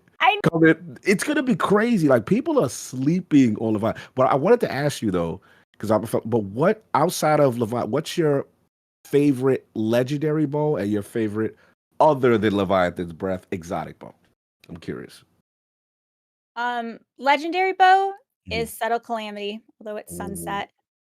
That's my baby. We had a party when I hit 100K kills on it. Jeez, so okay, yeah, that's okay, all right. Yeah. Flex. Humble brag much there. Flex. Okay. We got a cookie cake, and then damn, there you go. It was exciting. Yeah, I take bow play seriously over here. We see. No kidding. Yeah, it's real over here. We see. So what's the other exotic bow? What's the exotic? I would say probably Lay Monarch. I like my void bows. I really do. I respect. There you go. I like my void my bows. weapon of choice in PvP. So yeah, Lay Monarch is it's impressive. Yeah, it'll mess you up a little bit. It'll mess you up. Cool. We'll No, see. I had to ask you. That's cool. Good. No, I was trying to see if I still had my Subtle Calamity, but I'm pretty sure I deleted it because it was sunset. hmm So no, I like that bow too. I know what you were talking about. Yeah, no, it's like bows. I enjoy bows as well, and I think every solo flawless I've done has probably used a bow at some point in it. Most of the time, like even the recent Spire when I did my solo flawless, I used Wish Ender just because I swapped it out for just kind of one of the sections. I still ended up using it, but every other one, I think bows have had like a substantial section of a fight that I've used them for. So I never thought in a first-person shooter, especially something with so many guns like Destiny, I was like, they're gonna bring a bone to this thing. And the first time I pulled one back, I was like, that's pretty good. And I've grown to really enjoy them as well. So I'm a fellow bow lover. Haven't been on the Leviathan's train quite as much, so I will be honest there. But basically, the other two slots, yeah, give me a bow, and I'm probably gonna be okay. I want to give you your props, E. You're the one that got me to convert. The bows, and it was or try bows? It was when you used to do your solo runs for Shattered Throne, and you were like raving about bows, and I'm like, what is he? Why is he popped off? And he's like, bro, you got you have to worry about the ammo, and then I think you carried me one time. And I watch, I'm like, yo, this is very effective. And I became a convert. I was like, all right, I see what he's. Mine's real quick would probably be outside of Leviathan. I gotta give Ticuu some love. I like what Ticuu first cool. came out because it was different. It was like a little Molotov. You set them up. You get the mini. It's a mini game. Yeah. Yeah. Then you blow them up, and I like the explosions and stuff. So shout out to Ticuu. Gotta give Ticuu some love. No, yeah, Shattered Throne for sure. When I did that one, that whole catwalk section and everything that leads up to there, that whole set. Just so the thing about bows is, if you do the full draw, you can get infinite range. The crits hit harder than most things too, and as you said, you'd never run out of ammo. So if you can find a way to be able to, have a little cover if you need it, be able to put damage in at range, there's not much that can kind of compete with you. It's really nice. I've always enjoyed it. I just wanted to kind of give your bow time some highlights. I wanted to bring that up a little bit. Thank you. Speaking of the abilities as well, so if we jump back into there, roaming supers. As we already talked about the Titan roaming supers. They do state roaming supers right now feel kind of weak in PvE. So this is not the full suite of changes that they have. They're not quite ready, but right now they're basically bumping up the roaming supers orbs of power. Please use these for more orbs. And then your one-off supers, they're bringing down the orbs of power that they make. And then ward, shadow shot, that stuff staying the same. Honestly, this feels definitely like a band-aid on a bullet hole. Like, it's kind of one of those that, like, roaming super to do that. It's not it's not long-term solution. You could try. I think I need to go to the doctor. I'll see you guys next week. Well played. But yeah, it's just kind of, you see that and you're like, oh, so now you're actually going to make the one-off supers that are literally one and done give you less orbs just because you want to incentivize roaming supers, even though you're not making any other changes to the roaming supers. Like, if you were making the slew of changes that they're looking to probably do, whether it's like give you more damage mitigation in PvE environments, so you're not going to die as much and do more damage and that type of thing, then I could understand, like, okay, then there's a balance of, less orbs for the one-off because it's less risk, but you have more orbs here. Sure, but now it's just kind of like, please use these for a few more orbs, or you're basically just punishing the one-offs because right now it's the only thing they can do. It feels like I get why they did it, but also feels like a halfway solution for something that they probably should just hold off until all the changes are there. That's my opinion. Do you guys agree, disagree? Travis is bobbing. Yeah, I agree that they're not doing enough about roaming super suck, and it seems like a patchwork solution. Destiny, like all live service games, are a constant work in progress. Never complete, but that's not such a bad thing. Yeah, I don't got too much to add. Yeah, roaming supers are still, the bane of difficult content. So I'm not using that for 2 extra little orbs in a very challenging situation. So that's just me, but at least I like the acknowledgement, and hopefully this leads towards the path of continuing to tweak. So where you at, Sammy? I think that some of them need more of a rework than they do just a reward. Yeah. They reworked, Void 3.0. well, they didn't rework it, but we got Void 3.0, we got Solar 3.0, we got Arc 3.0, we got Fragments, we got Aspects, we got all of these different things. We unlocked grenades for classes. But the supers are the same for the most part. Yep. Sure, they changed like Void Mobius Quiver, where it's 2 volleys of 3.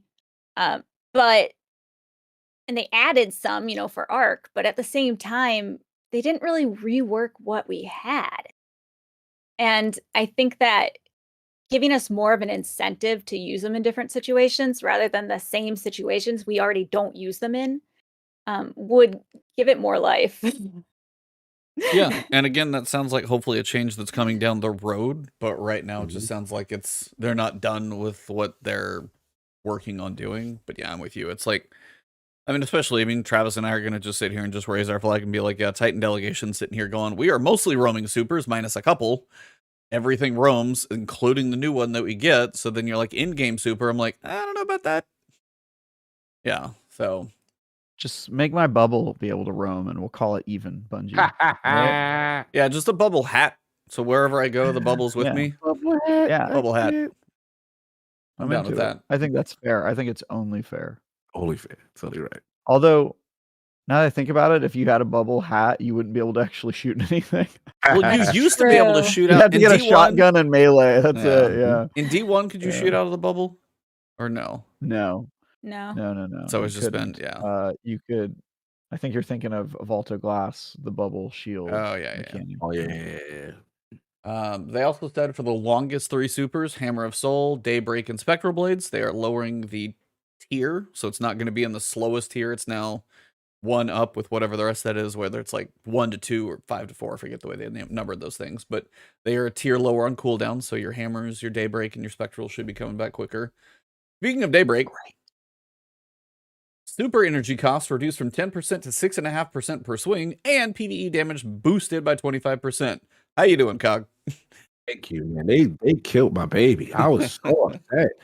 Oh, so sad. Like they made some of the perks that made it great into fragments that I'm never going to choose specifically for that super over like anything, Solar 3.0 related. So yeah, it hurt me, and I get to use my buggy eyes now. I get to use my buggy Oh, eyes yeah, again. Dawn Chorus. Yeah. Yeah, Don Chorus again. I've always liked Daybreak. So, and they're doing some other stuff with Phoenix style. So I'm very excited for the Daybreak gang. I'm happy because I miss using that one. But again, that's like a roaming super. It's like, are you going to cast a roaming super in a raid in like your, early raid clears? You're like, you're going to be well guy. Of course. But for everything else, it was functional. It was really powerful. It used to do a lot of damage, and then you used to get it back a little quicker. So at least they're making it not completely useless. Because if you're solo, you're like bound to Warlock. And it's just like, come on, I don't want to be that all day. Well, the Hunter seems to have dodged a bullet. Their specialty, I might say. But Titans, on the other hand, yeah, sorry I guys, love that. it's a rough day today for the puns, and they're He's probably not even a dad. He's not even a dad. No, he has I have- no excuse. No, I have dogs. I have no excuses. So I'm just getting He's a old. dinkwad.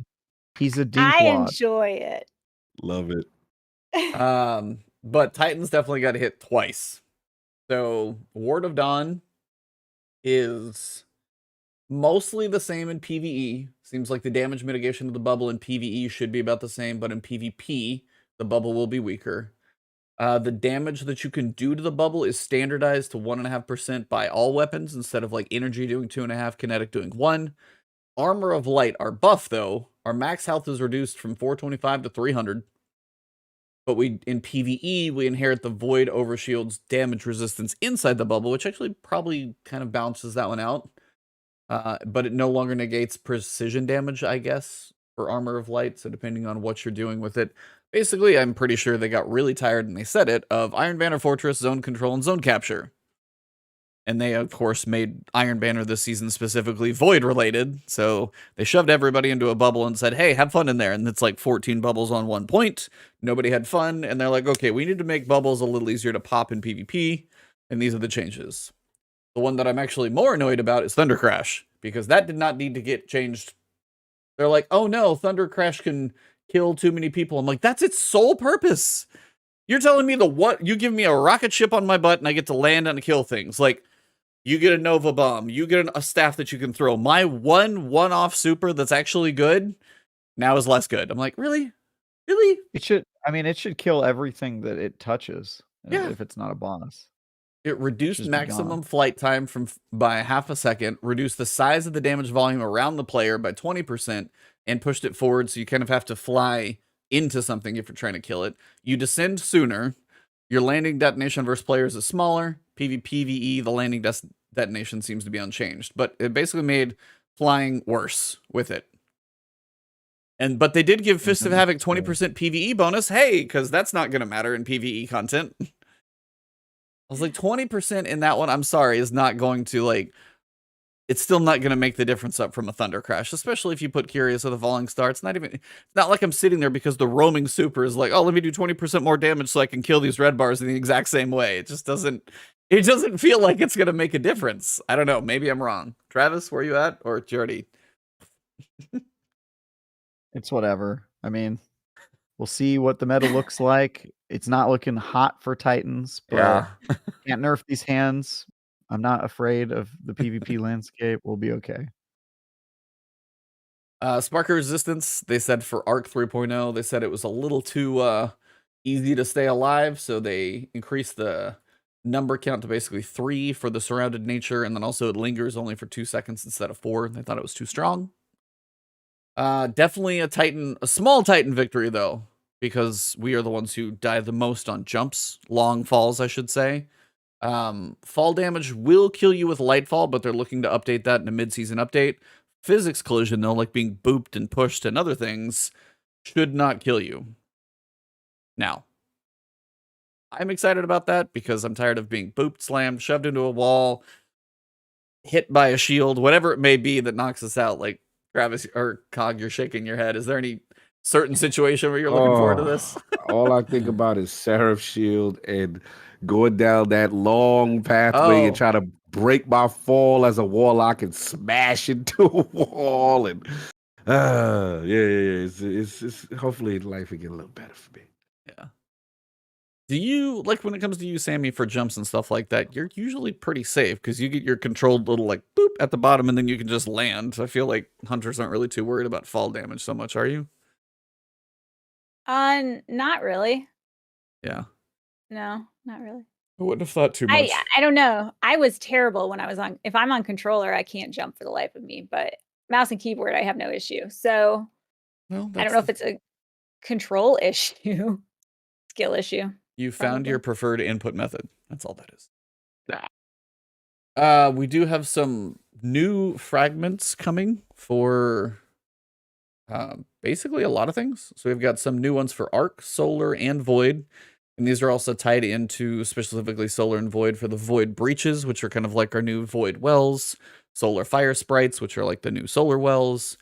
I'm not going to go through and read all of them, but I will say the one that everybody seems to have some questions about is defeating a target when your shields are depleted grants you a temporary Void Overshield.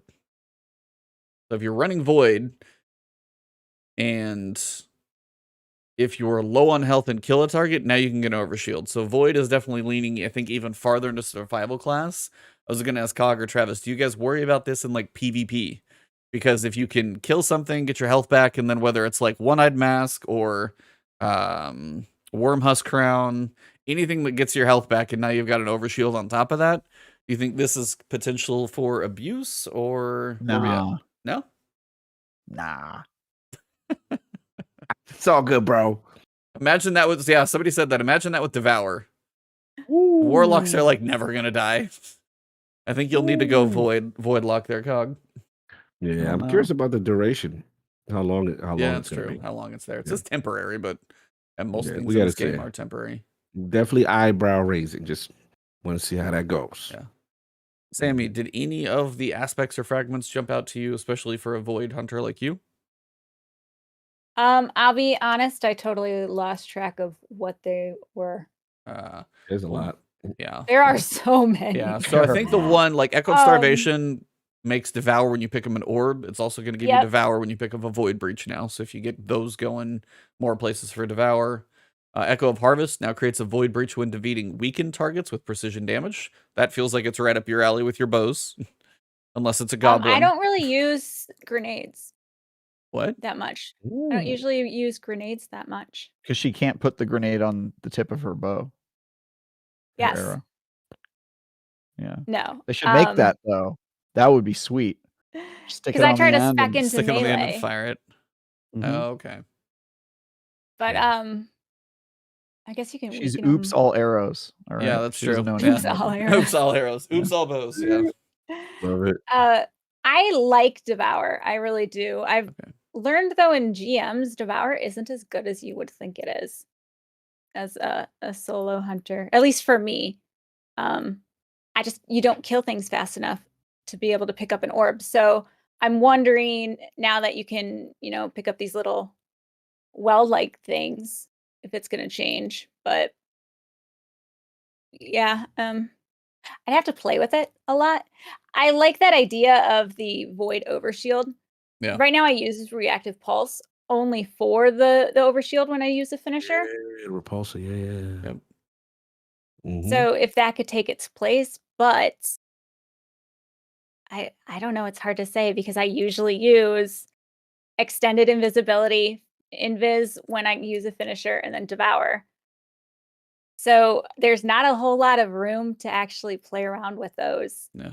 when you're going for certain builds. At some point, like post-Lightfall, give you about a month to digest everything, get you like a chance to kind of build a couple loadouts. I kind of want to reach out and be like, all right, so any cool loadout things? Or I'm just kind of curious where it lands because the mod slots are going to be a little more varied and open, and you can just kind of pick whatever you want. Oh, I'm excited for it. Yeah. Is there anything I actually think it's that going to you've be easier. Yeah. Is there any like loadout you're like building in your head right now? You're like, I can finally use this and this on the same piece of armor, like at the same time. Is there any like combos you're waiting to use? I'm excited to be able to use more things on my helmet. That's Yeah. really nice rather than having to make orbs and have ammo finder on the same exact thing. Wait, that they are changing that, right? It's not like locked to that.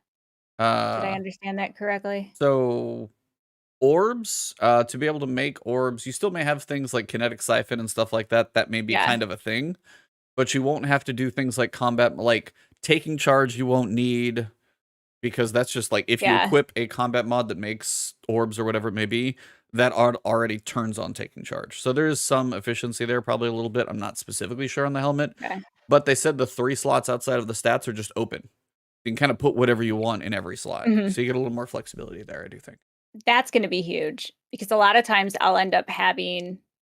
It takes me a while to make my builds because it's a juggling of where I have room, energy, affinity right now.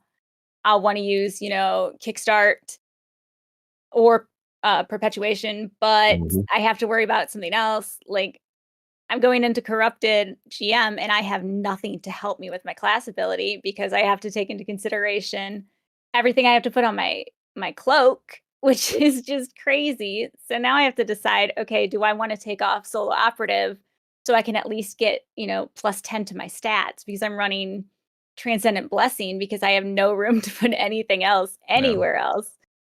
So it's just I'm excited to see what options there are, but I have to see how it's all going to play out when doing my builds. Yeah. Well, I can say Cog's fire team is probably going to be happy because his loadout should be done early in advance. And if it takes too long, they're going to be like, you had the chance. You need to set this up and save it. Hit that save Mhm. button.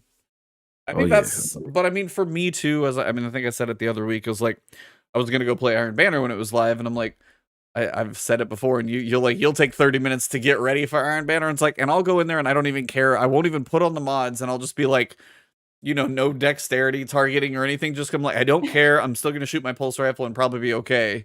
I don't need to be completely mod optimized to go into a basic Iron Banner PvP match.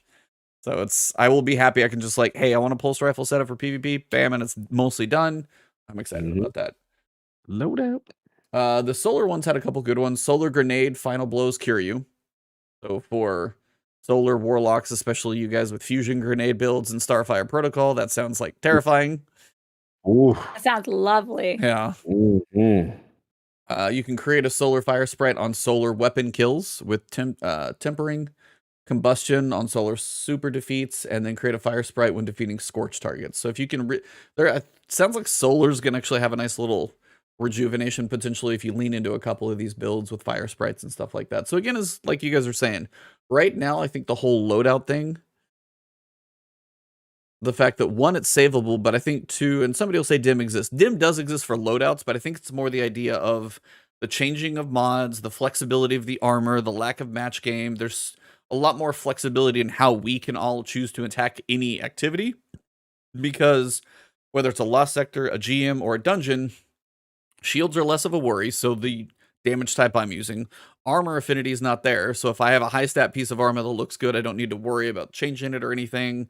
And if it's an arc one and I want to use this mod, but I can't use this one because it's a solar mod, or this one because it's a void mod, none of that matters anymore. So I think that's where I'm probably the most excited, is the freedom of choice. And I think I'll be curious what we can do. Big time. We mentioned at the top of the show, the TWAB covered only a couple of things, but one of the biggest one is the support for Syria and Turkey. I think when I saw earlier, it was up to, I think, recorded 21,000 have been reported suspected dead at this point, which is awful. And that number seems to go up, I swear, by the hour, depending on when I'm checking the news. So that's terrible.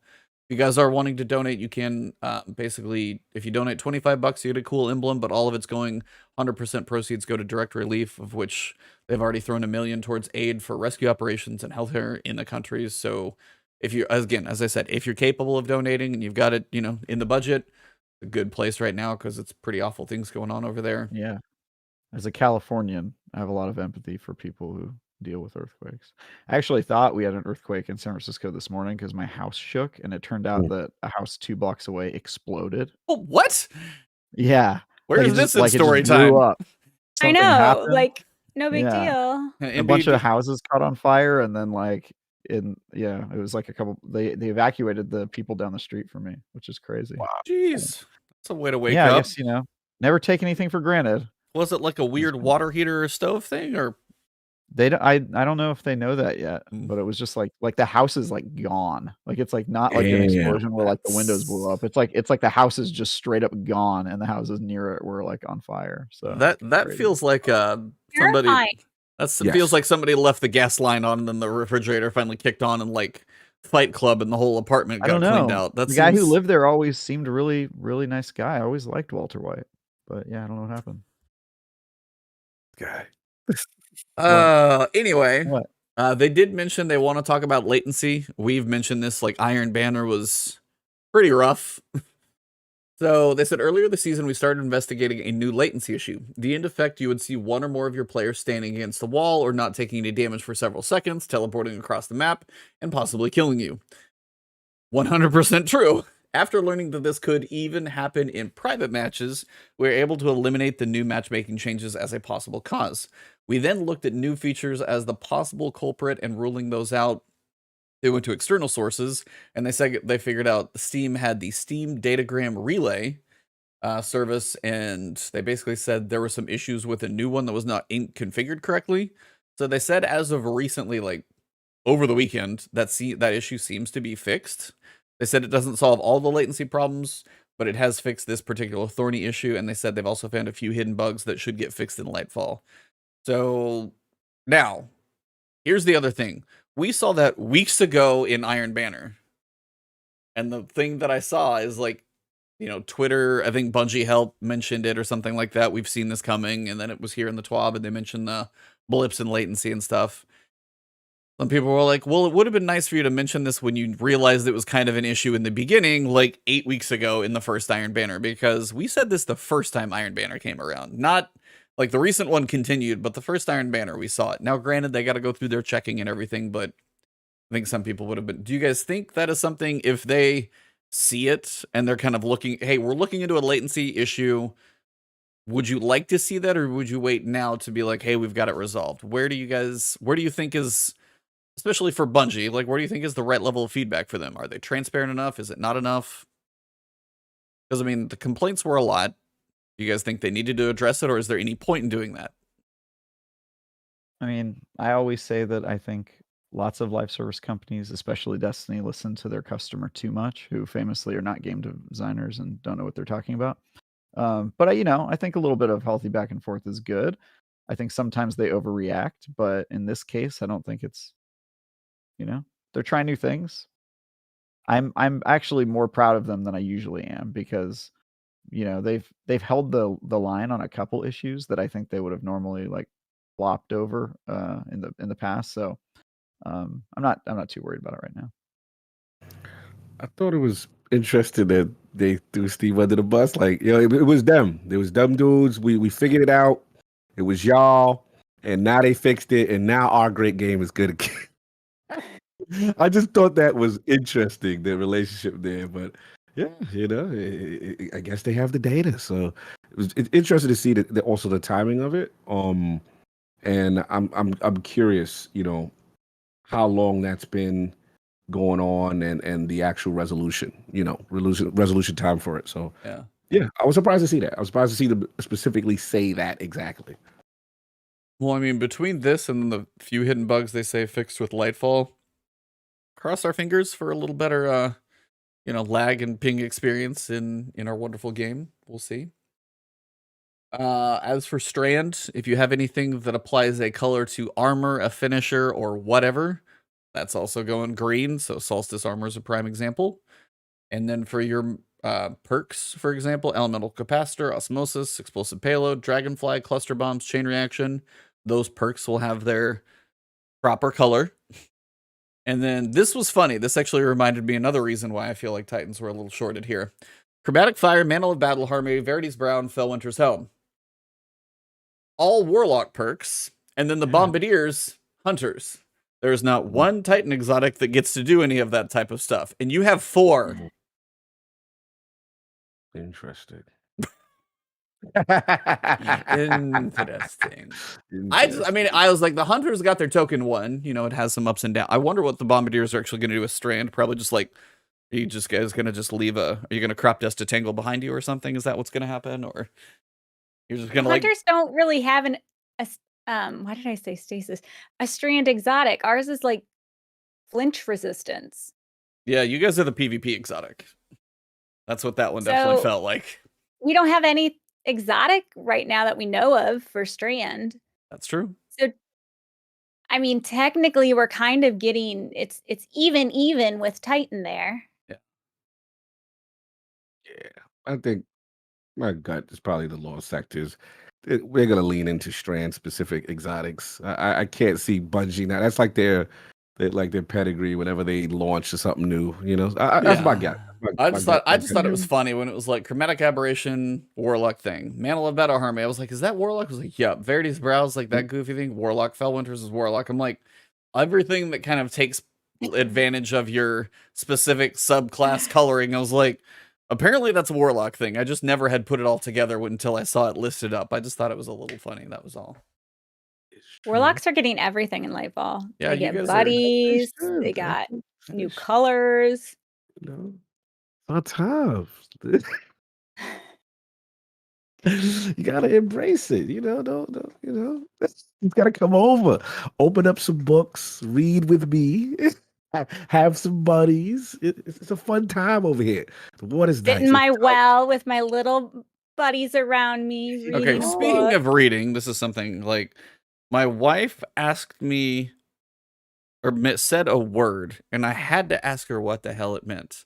I'm going to go around and see who knows what this word means. Oh, no. Cog, do you know what the word bleating means? Of course. Of course Travis does. Of course Travis does. Sammy, do you know what the word bleating means? No, I don't. Travis? Right. Exactly. Really? I had no idea that's what that word meant. Wow, I never knew that. Yeah, So sound of a goat. Mm-hmm. That was just my wife's a reader, so it was just like there was a sheep involved in some part of a book she was reading, and she was saying the sheep bleated, and I'm going, it did what? And it was just one of those random moments, and it was just like, yeah, apparently I need to read a couple more books, but it's fine. But now we are at Travis's favorite part of the TWAB. Here we go. Crafting simplicity coming your way. Some early warning for folks looking to prepare for Lightfall. Early warning would have been a little while ago when I was actually worried about this because I'm sitting at 10,000 now. As part of an initiative to integrate weapon crafting into the broader core economy, we will be completely removing resonant elements from the game. Standard currencies such as Glimmer, enhancement cores will replace the element cost. Also, the deep sight attunement objective is also being removed.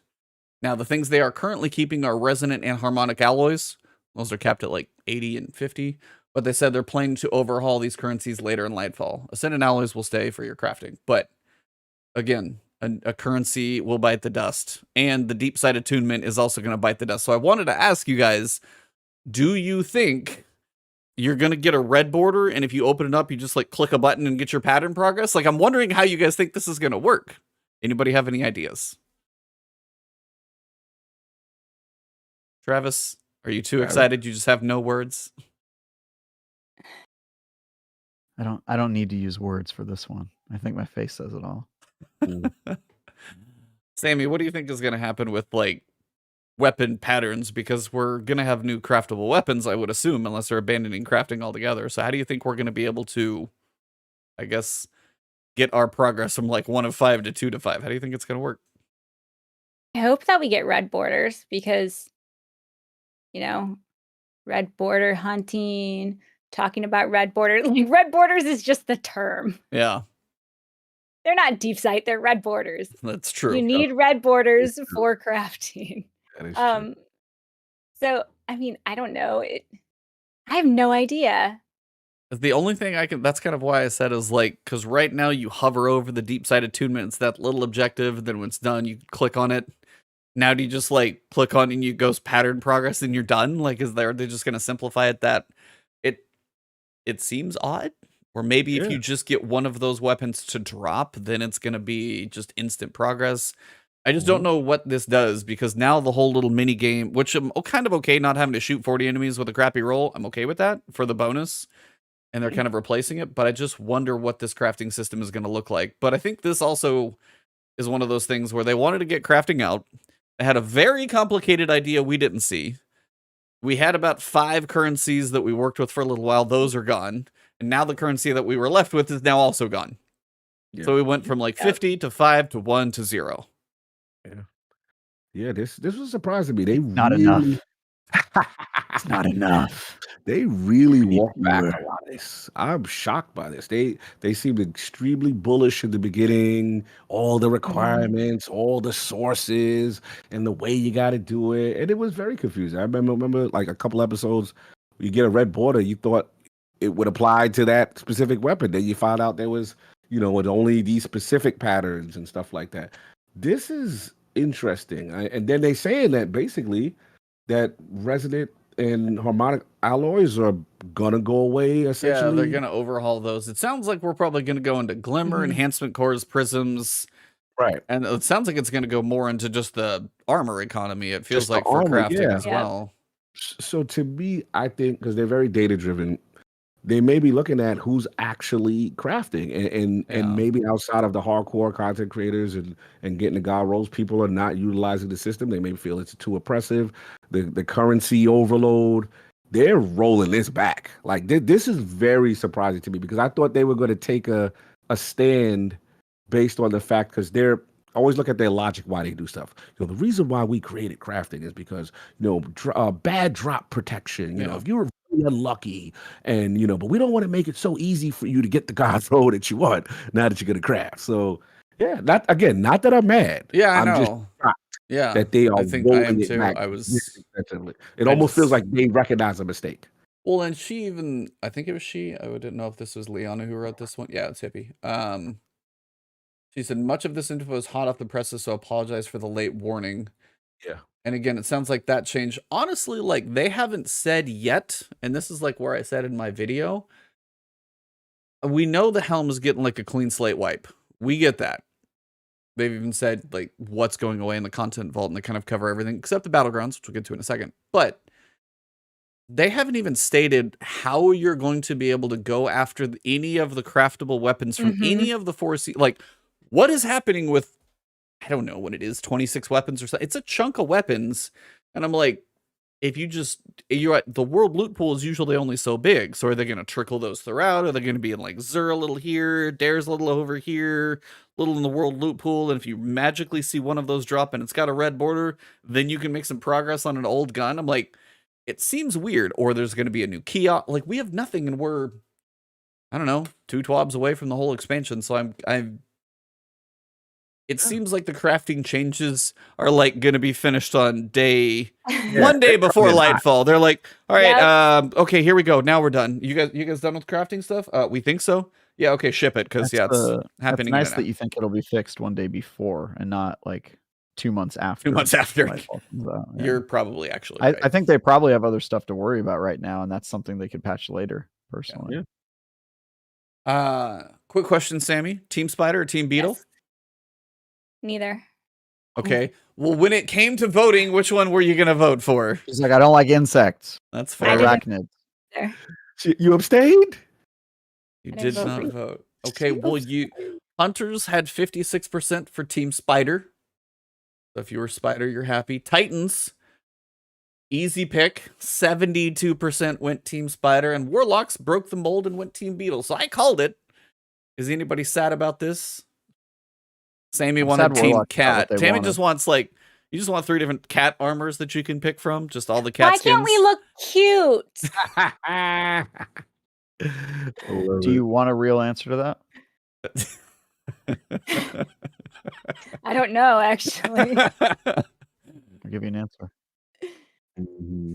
It's because if you walk up to Rolk and you look cute, then all of a sudden he's like, well, now I'm just gonna, it's like, but I can't kick you now. You're too cute. So that's actually a tactic. Because cute is nice when you're on holidays, but it doesn't win wars. There you go. Cute wins a lot of wars. You just have to know how to play it. He's got that spy game working. He's working a different role. I think you're using a very liberal definition of the word war in that case. Name one war that cuteness has won. So, some interests of sparked and diffused situations. Team Bug Spray, Spider, just because all the elf shoes on the Beetles. Yeah, there's different. I can see that on some other ones. Some people were Team Beetle for Hunter. I kind of called it. I was like Hunter, Spider, Titan, Spider, Beetle, Warlock, and I actually got all 3 right. I was surprised. I was like, oh. I'm just happy. The Warlock was close. The Warlock was 53. That was close. Yeah. I'm glad they made it class specific though, and they didn't lock. Yes. Yeah, for sure. I did like that. That's a better choice. They're still only making 3 pieces of armor, but now, if their one design just doesn't resonate with the community, skip it. Because apparently the Titan Beetle lost to the Titan Spider hardcore. The person who made the other piece of armor can feel even more bad about their work. Because they know without a doubt that it was the one that they made that they didn't like. If you made Warlock Spider, you specifically are being called out. They didn't like your work. So before you could be like, oh, well, maybe they liked mine. They just didn't like the Titan, one. But now it's like, now it's clear. No. It's your fault, Brian. They didn't like your armor. What if it's all the same artist who did the concepts and now he's just got a split personality? Yeah. He's like, all right, Kathy, we need you to work on the Beetle Hunter for Titans and Hunters, and we need you to make the Spider armor for Warlocks. And she was like, okay. Sorry, Kathy. Yeah, they got it. Not your day. No, not at all. Oh, that's shaming. Yeah, as they basically state for the content vault, they say expansion content is no longer being vaulted.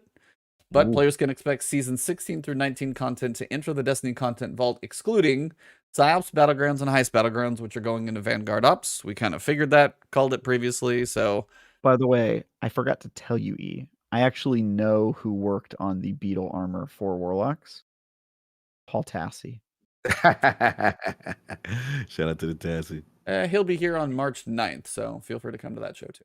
I think that's Spider armor. Spider Did I say Beetle armor? Yeah, you said Beetle armor. Damn it. He worked on the Spider armor. You messed up your own joke. It's not as good. It's Damn done. Nope, it's over. It's over. It's over. Sucked.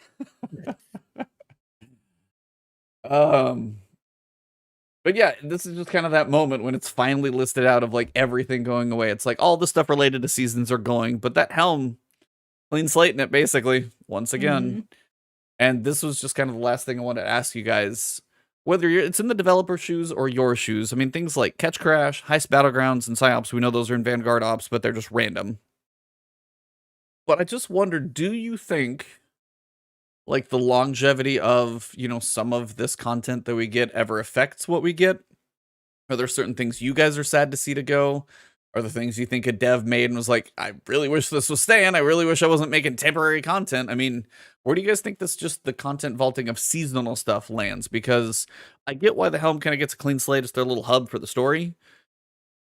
But it doesn't even get put in like, hey, there's this legacy stuff or anything. I wondered where you guys land on all this. Travis seems to be kind of meh about the whole situation. Yeah, I feel like this content was made to be.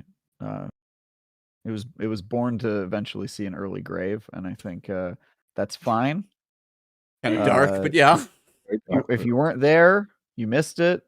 Should have been there, bro. I'm sure they'll remix it in 4 seasons anyway, so you'll probably get to play it again down the road, some version of it. So another Battlegrounds next year sometime. This is sort of what you get when you play a live service game, right? Like all good things come to an end, and these aren't good things mostly. So so we should probably be fine with them going.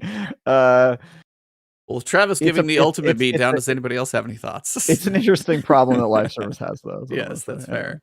Sammy, what about you? Like, I mean, are you going to miss any of this stuff that's leaving? Is it a big deal to you? It's hard to say now because I have it, but there's a couple things from year 4 that I'm like, wow, I didn't realize how much I really enjoyed that. Okay. I really liked the what was it? The Ascendant Realm. The Shattered Realm? Shattered Realm, yeah. Yeah, I liked that one. I feel like they could have done a lot more endgame type stuff there. Just because it's a really cool area. Yeah. Really big area. Mm-hmm. And then I just forgot the name of it. Season of Splicer, where you have to go around and pick up the motes and stuff and then bank them. And I don't know why I love that. I just absolutely love that. It's so simple and so much fun. And I loved it with the Dawning when we could throw snowballs at them. I don't know. It's like we had the override is what you're talking about. Yes. Those are the 2 things that I'm like, wow, I wish I could go back and just screw around in there. Yeah, it does. I kind of wonder because if you look back over the seasons and you think of all these activities, like the directory would either look like an Assassin's Creed map if you left everything on there. Like, hey, here's like the moon override mission, and here's this one, and you could randomly go play it.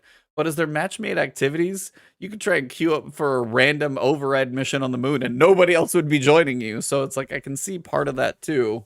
It's weird though. It's like maybe it could be just like a fun rotator or something that they throw. I was thinking like each season, you know, they have maybe a new rotator seasonal activity from the past come in, or a legacy rotator or something. Yeah, maybe 1 or 2 things. I don't know. Travis's favorite seasonal contest. What he loves. He's like, oh, give me more of that 6-person match made activity, right? Make it a public event. Let's do it. Dog, are you been out of shape out of this at all? Or are you kind of don't care either way, or just have accepted its fate? Yeah, it's just like, I mean, I just feel bad for the devs that create this content that has this expiration date that's so quick. I mean, the only thing I'm sad a little bit, but I'm not going to go crazy, is I did like Seraph Shield. I really like Seraph Shield a lot. I wish the exotic missions specifically, the exotic missions need like a legacy rotator. Like the 6-person matchmate, I could understand, but most of the exotic missions are built to be able, like you could solo most all of those as a setup anyway. I feel like those could be sitting just even a legacy, just pick it. And my question now is, you missed out on Seraph Shield. You missed out on Revision 0. You don't get Revision 0. Let's say you just come into Nightfall. Revision 0 is just not something you could ever get. Well, I mean, Xur sells it. Maybe Xur does sell it, and maybe Xur sell and then the 4 catalysts. How do you go about catalyst? And you can't get the cat. So it was like, it was really a you should have been there. You don't get this type situation. Like, I feel like that one might go to Xur, and then if you get one, then you'll have to do some, or maybe he sells one with cat. I don't know how that's going to work. Again, questions I'm not entirely sure. Yeah, interesting situation, but I get it. We got to see. Yeah, so it's crafted. Maybe you have to buy. this is an answer for them to let us know how it works. I guess I don't know. Yeah, there's going to be like 14 kiosks in the tower at some point between craftable weapons, old stuff here, random Oh, catalyst, and all these other things. mhm. Well, that's mostly it. Wanted to ask you, Sammy, before we go, what are you most excited about for Lightfall? And then what are you most worried about for Lightfall? I am most excited for the environment and the changes to Sandbox. Okay. I What know has that's pretty you... broad. No, that's fair. I mean, I kind of get what you mean. What about you? What is your most, like, what are you worried about? Apprehensive, whatever. Lightfall specific or Yep. just next Or season specific? either combination of that. February 28th onward. I'm afraid that being that there are more ways we can combat champions, they're going to put more champions in. I am terrified. Oh, That's the a last good thing one. I want. That's a good I one. really don't want it at all. It That's a just good like point. makes my whole yeah. I didn't think about that. I didn't think about that. Like, you Can got you- more ways to deal with them. You didn't Here's have more. to. Yeah, don't throw that in the universe too many times. Those are good. Especially the last one. That was solid. That's a legit wonder because yeah, we're not getting a new champion type because I don't think the Tormentor is going to be a champion, so it's just going to be a thing. No, those are good. We've said ours plenty of times, so I just wanted to get your take. Is there anything else you guys from this week that I may have missed want to discuss or anything else? I feel like we're kind of Missed me. We did miss you. We missed Chat you. missed you. It was not the same without Travis. Definitely not the same. No controversy. No one to hate. No drama. I mean, Watch it was just Cog and I talking for about 2 hours, and we just kind of Like watching a blockbuster movie with no villain. You know what I mean? Oh, really? To do. you gotta have an antagonist in the group. It's true. Just pin that. Give Travis the antagonist pin right there on his lapel. Mhm. Well, Sammy, it has been absolutely a blast having you. Thank you you. so much for joining us. Hopefully you had a good time as well. I had a wonderful time. Thank you. Awesome. At this point, we kind of want to open the floor to you to tell you, so you can tell everybody where to find you, if you got anything cooking, all your content, the places where they can go find and watch and hang out with you. So the floor is yours. Awesome. I am on Twitch, SamiKat, and YouTube, SamiKat. YouTube is up and coming for me. And then on social media in general, Twitter mostly, and then TikTok, SamiKat Plays. Wait, TikTok might be SamiKat. Nice. Salute, Sammy. Love the content. Love the bow love. Yes. Hunter love. you. Very cool. Yeah, you doing it. A lot of hardcore content. Really, really fun. Good to see. And good to see you recognized. So salute. And thanks for coming Thank on. It was fun. you. Likewise. Well, I don't know if you guys want to wrap up. I know we didn't do the intro as much, but I kind of want to do that. If you guys, Cog, Travis, anything else as we Yeah. wrap up? Anything Sure. you want to shout out that may not have yeah. been shouted out yet? Shout out. I'm doing stuff on IGN. I had a review up this week. Maybe you've heard of it. Yeah. Maybe. and What game was that for? maybe. Who knows? I don't remember. Who even can remember these days? Some games. Some games. So yeah, if you care about that, you can watch or read that review. I also recently wrote a feature, an editorial about the state of live service games and how I see the bubble and kind of what I think is happening to that. So it's not live yet, but Oh, I'm I gotta hoping check that it'll out. be Yeah, hoping it'll be same. live sometime tomorrow. It's like 2,000 Mhm. words, so I just wrote a ton about that sort of stuff. So hopefully it'll be a good piece. And then yeah, you can find me here on Thursdays, Bitcast on Sundays, and thanks for reading my stuff, everyone. Yeah, salute. No, salute for you. And want to send some love your way. I shouted you out on Duke for reasons. We won't get into the specifics, but want to defend my friend. It's been an interesting week, and we appreciate what you do. I'm looking forward to your live service because you had a great Twitter thread that I loved every part of it, and it broke down almost the other side of what's going on in the industry in comparison to other genres, right? And I thought that was so. I'm looking forward to your take there. Me at LordCognito on Twitter. Catch Defining Duke. We had a fun one, very passionate one this week about games and certain things and subjects. So that was good. And obviously, shout out to Hogue. I do miss him. With the whole, obviously the Activision Blizzard stuff is very still prominent, and I'll love to get his nuanced take. I got to check in on him, see how he's doing. But yeah, and then this week on Ironwood's podcast, we will have one of Travis's fellow what should I call him, colleagues, because he's a comedian. We're gonna actually have a comedian, up and coming comedian. We did something different on ILP. His name is Max Castillo. He's got up and coming. He does comedy. He does some gaming comedy. One of the ones that was kind of viral was the pause music for GoldenEye. I don't know if you guys ever saw that one. Yeah. That's the kid that did that one. He went viral. So he's gonna come on LP, talk some games for a little bit, and that'll be this Sunday in the realm. So go check us out, Max Castillo, the comedian. Yeah. As for me, I am on literally the final boss of Rogue Legacy 2, so I'm trying to get my just kind of completion there. I'm not going for like New Game plus or anything. Yeah, it's been a little bit of grind, just kind of doing it offline here and there, and I did not know that's where the story was going to end up, like who I am and who I'm facing at the end of that game, so I'm not going to spoil it, so if you do get there, it's kind of interesting. But for a roguelike, it was another well-done one. It's like, there's a lot of things to like about that game. Not perfect, but I would say a lot of things to like about it. And then I'm just kind of looking down the barrel of Wild Heart, Atomic Heart, and Lightfall, and just seeing if I can squeeze anything else in before Lightfall. I started playing the game, but I was trying to play it on the TV, so like if I can play it in the other room, my wife will be able to kind of like watch and read, and then I'll be playing, so kind of experience it together, so we can kind of get the story as one. So that was the goal. Other than that, that is about all I got. Again, Sammy Cat, thank you so much for being here, Chad. Thank you, guys. Oh, you are welcome. Fun. If you don't know, if you don't follow her on Twitter or Twitch or anything, please go find her, follow her, blow up her stream, have some fun in there. And to everybody, thank you guys for being here as well for episode number 236 on April 9th. Counting down the days, guys. We are not too far away.